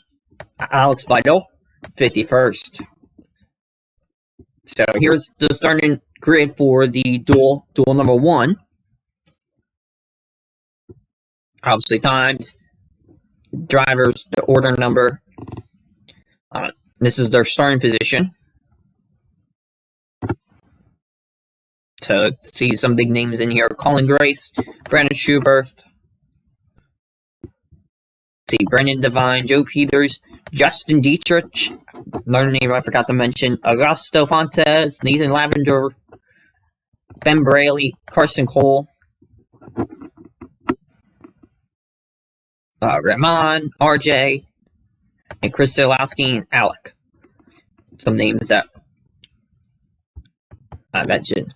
Duel 2, we got Alex Smith on pole position, Campos, Nick Aguilar, Mateo Giuliano on the top 4, Andy Cassie, Liam Malian in Duel 2. Same with Matt Haas, Matt Meekum, Sam Castanes, White Smith,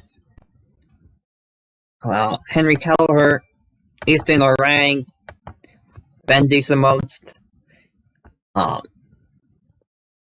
Yeah, that's what a crazy qualifying. But duels will be next year on TKC. Stay tuned for that. Hope you guys enjoy qualifying. See ya and bye.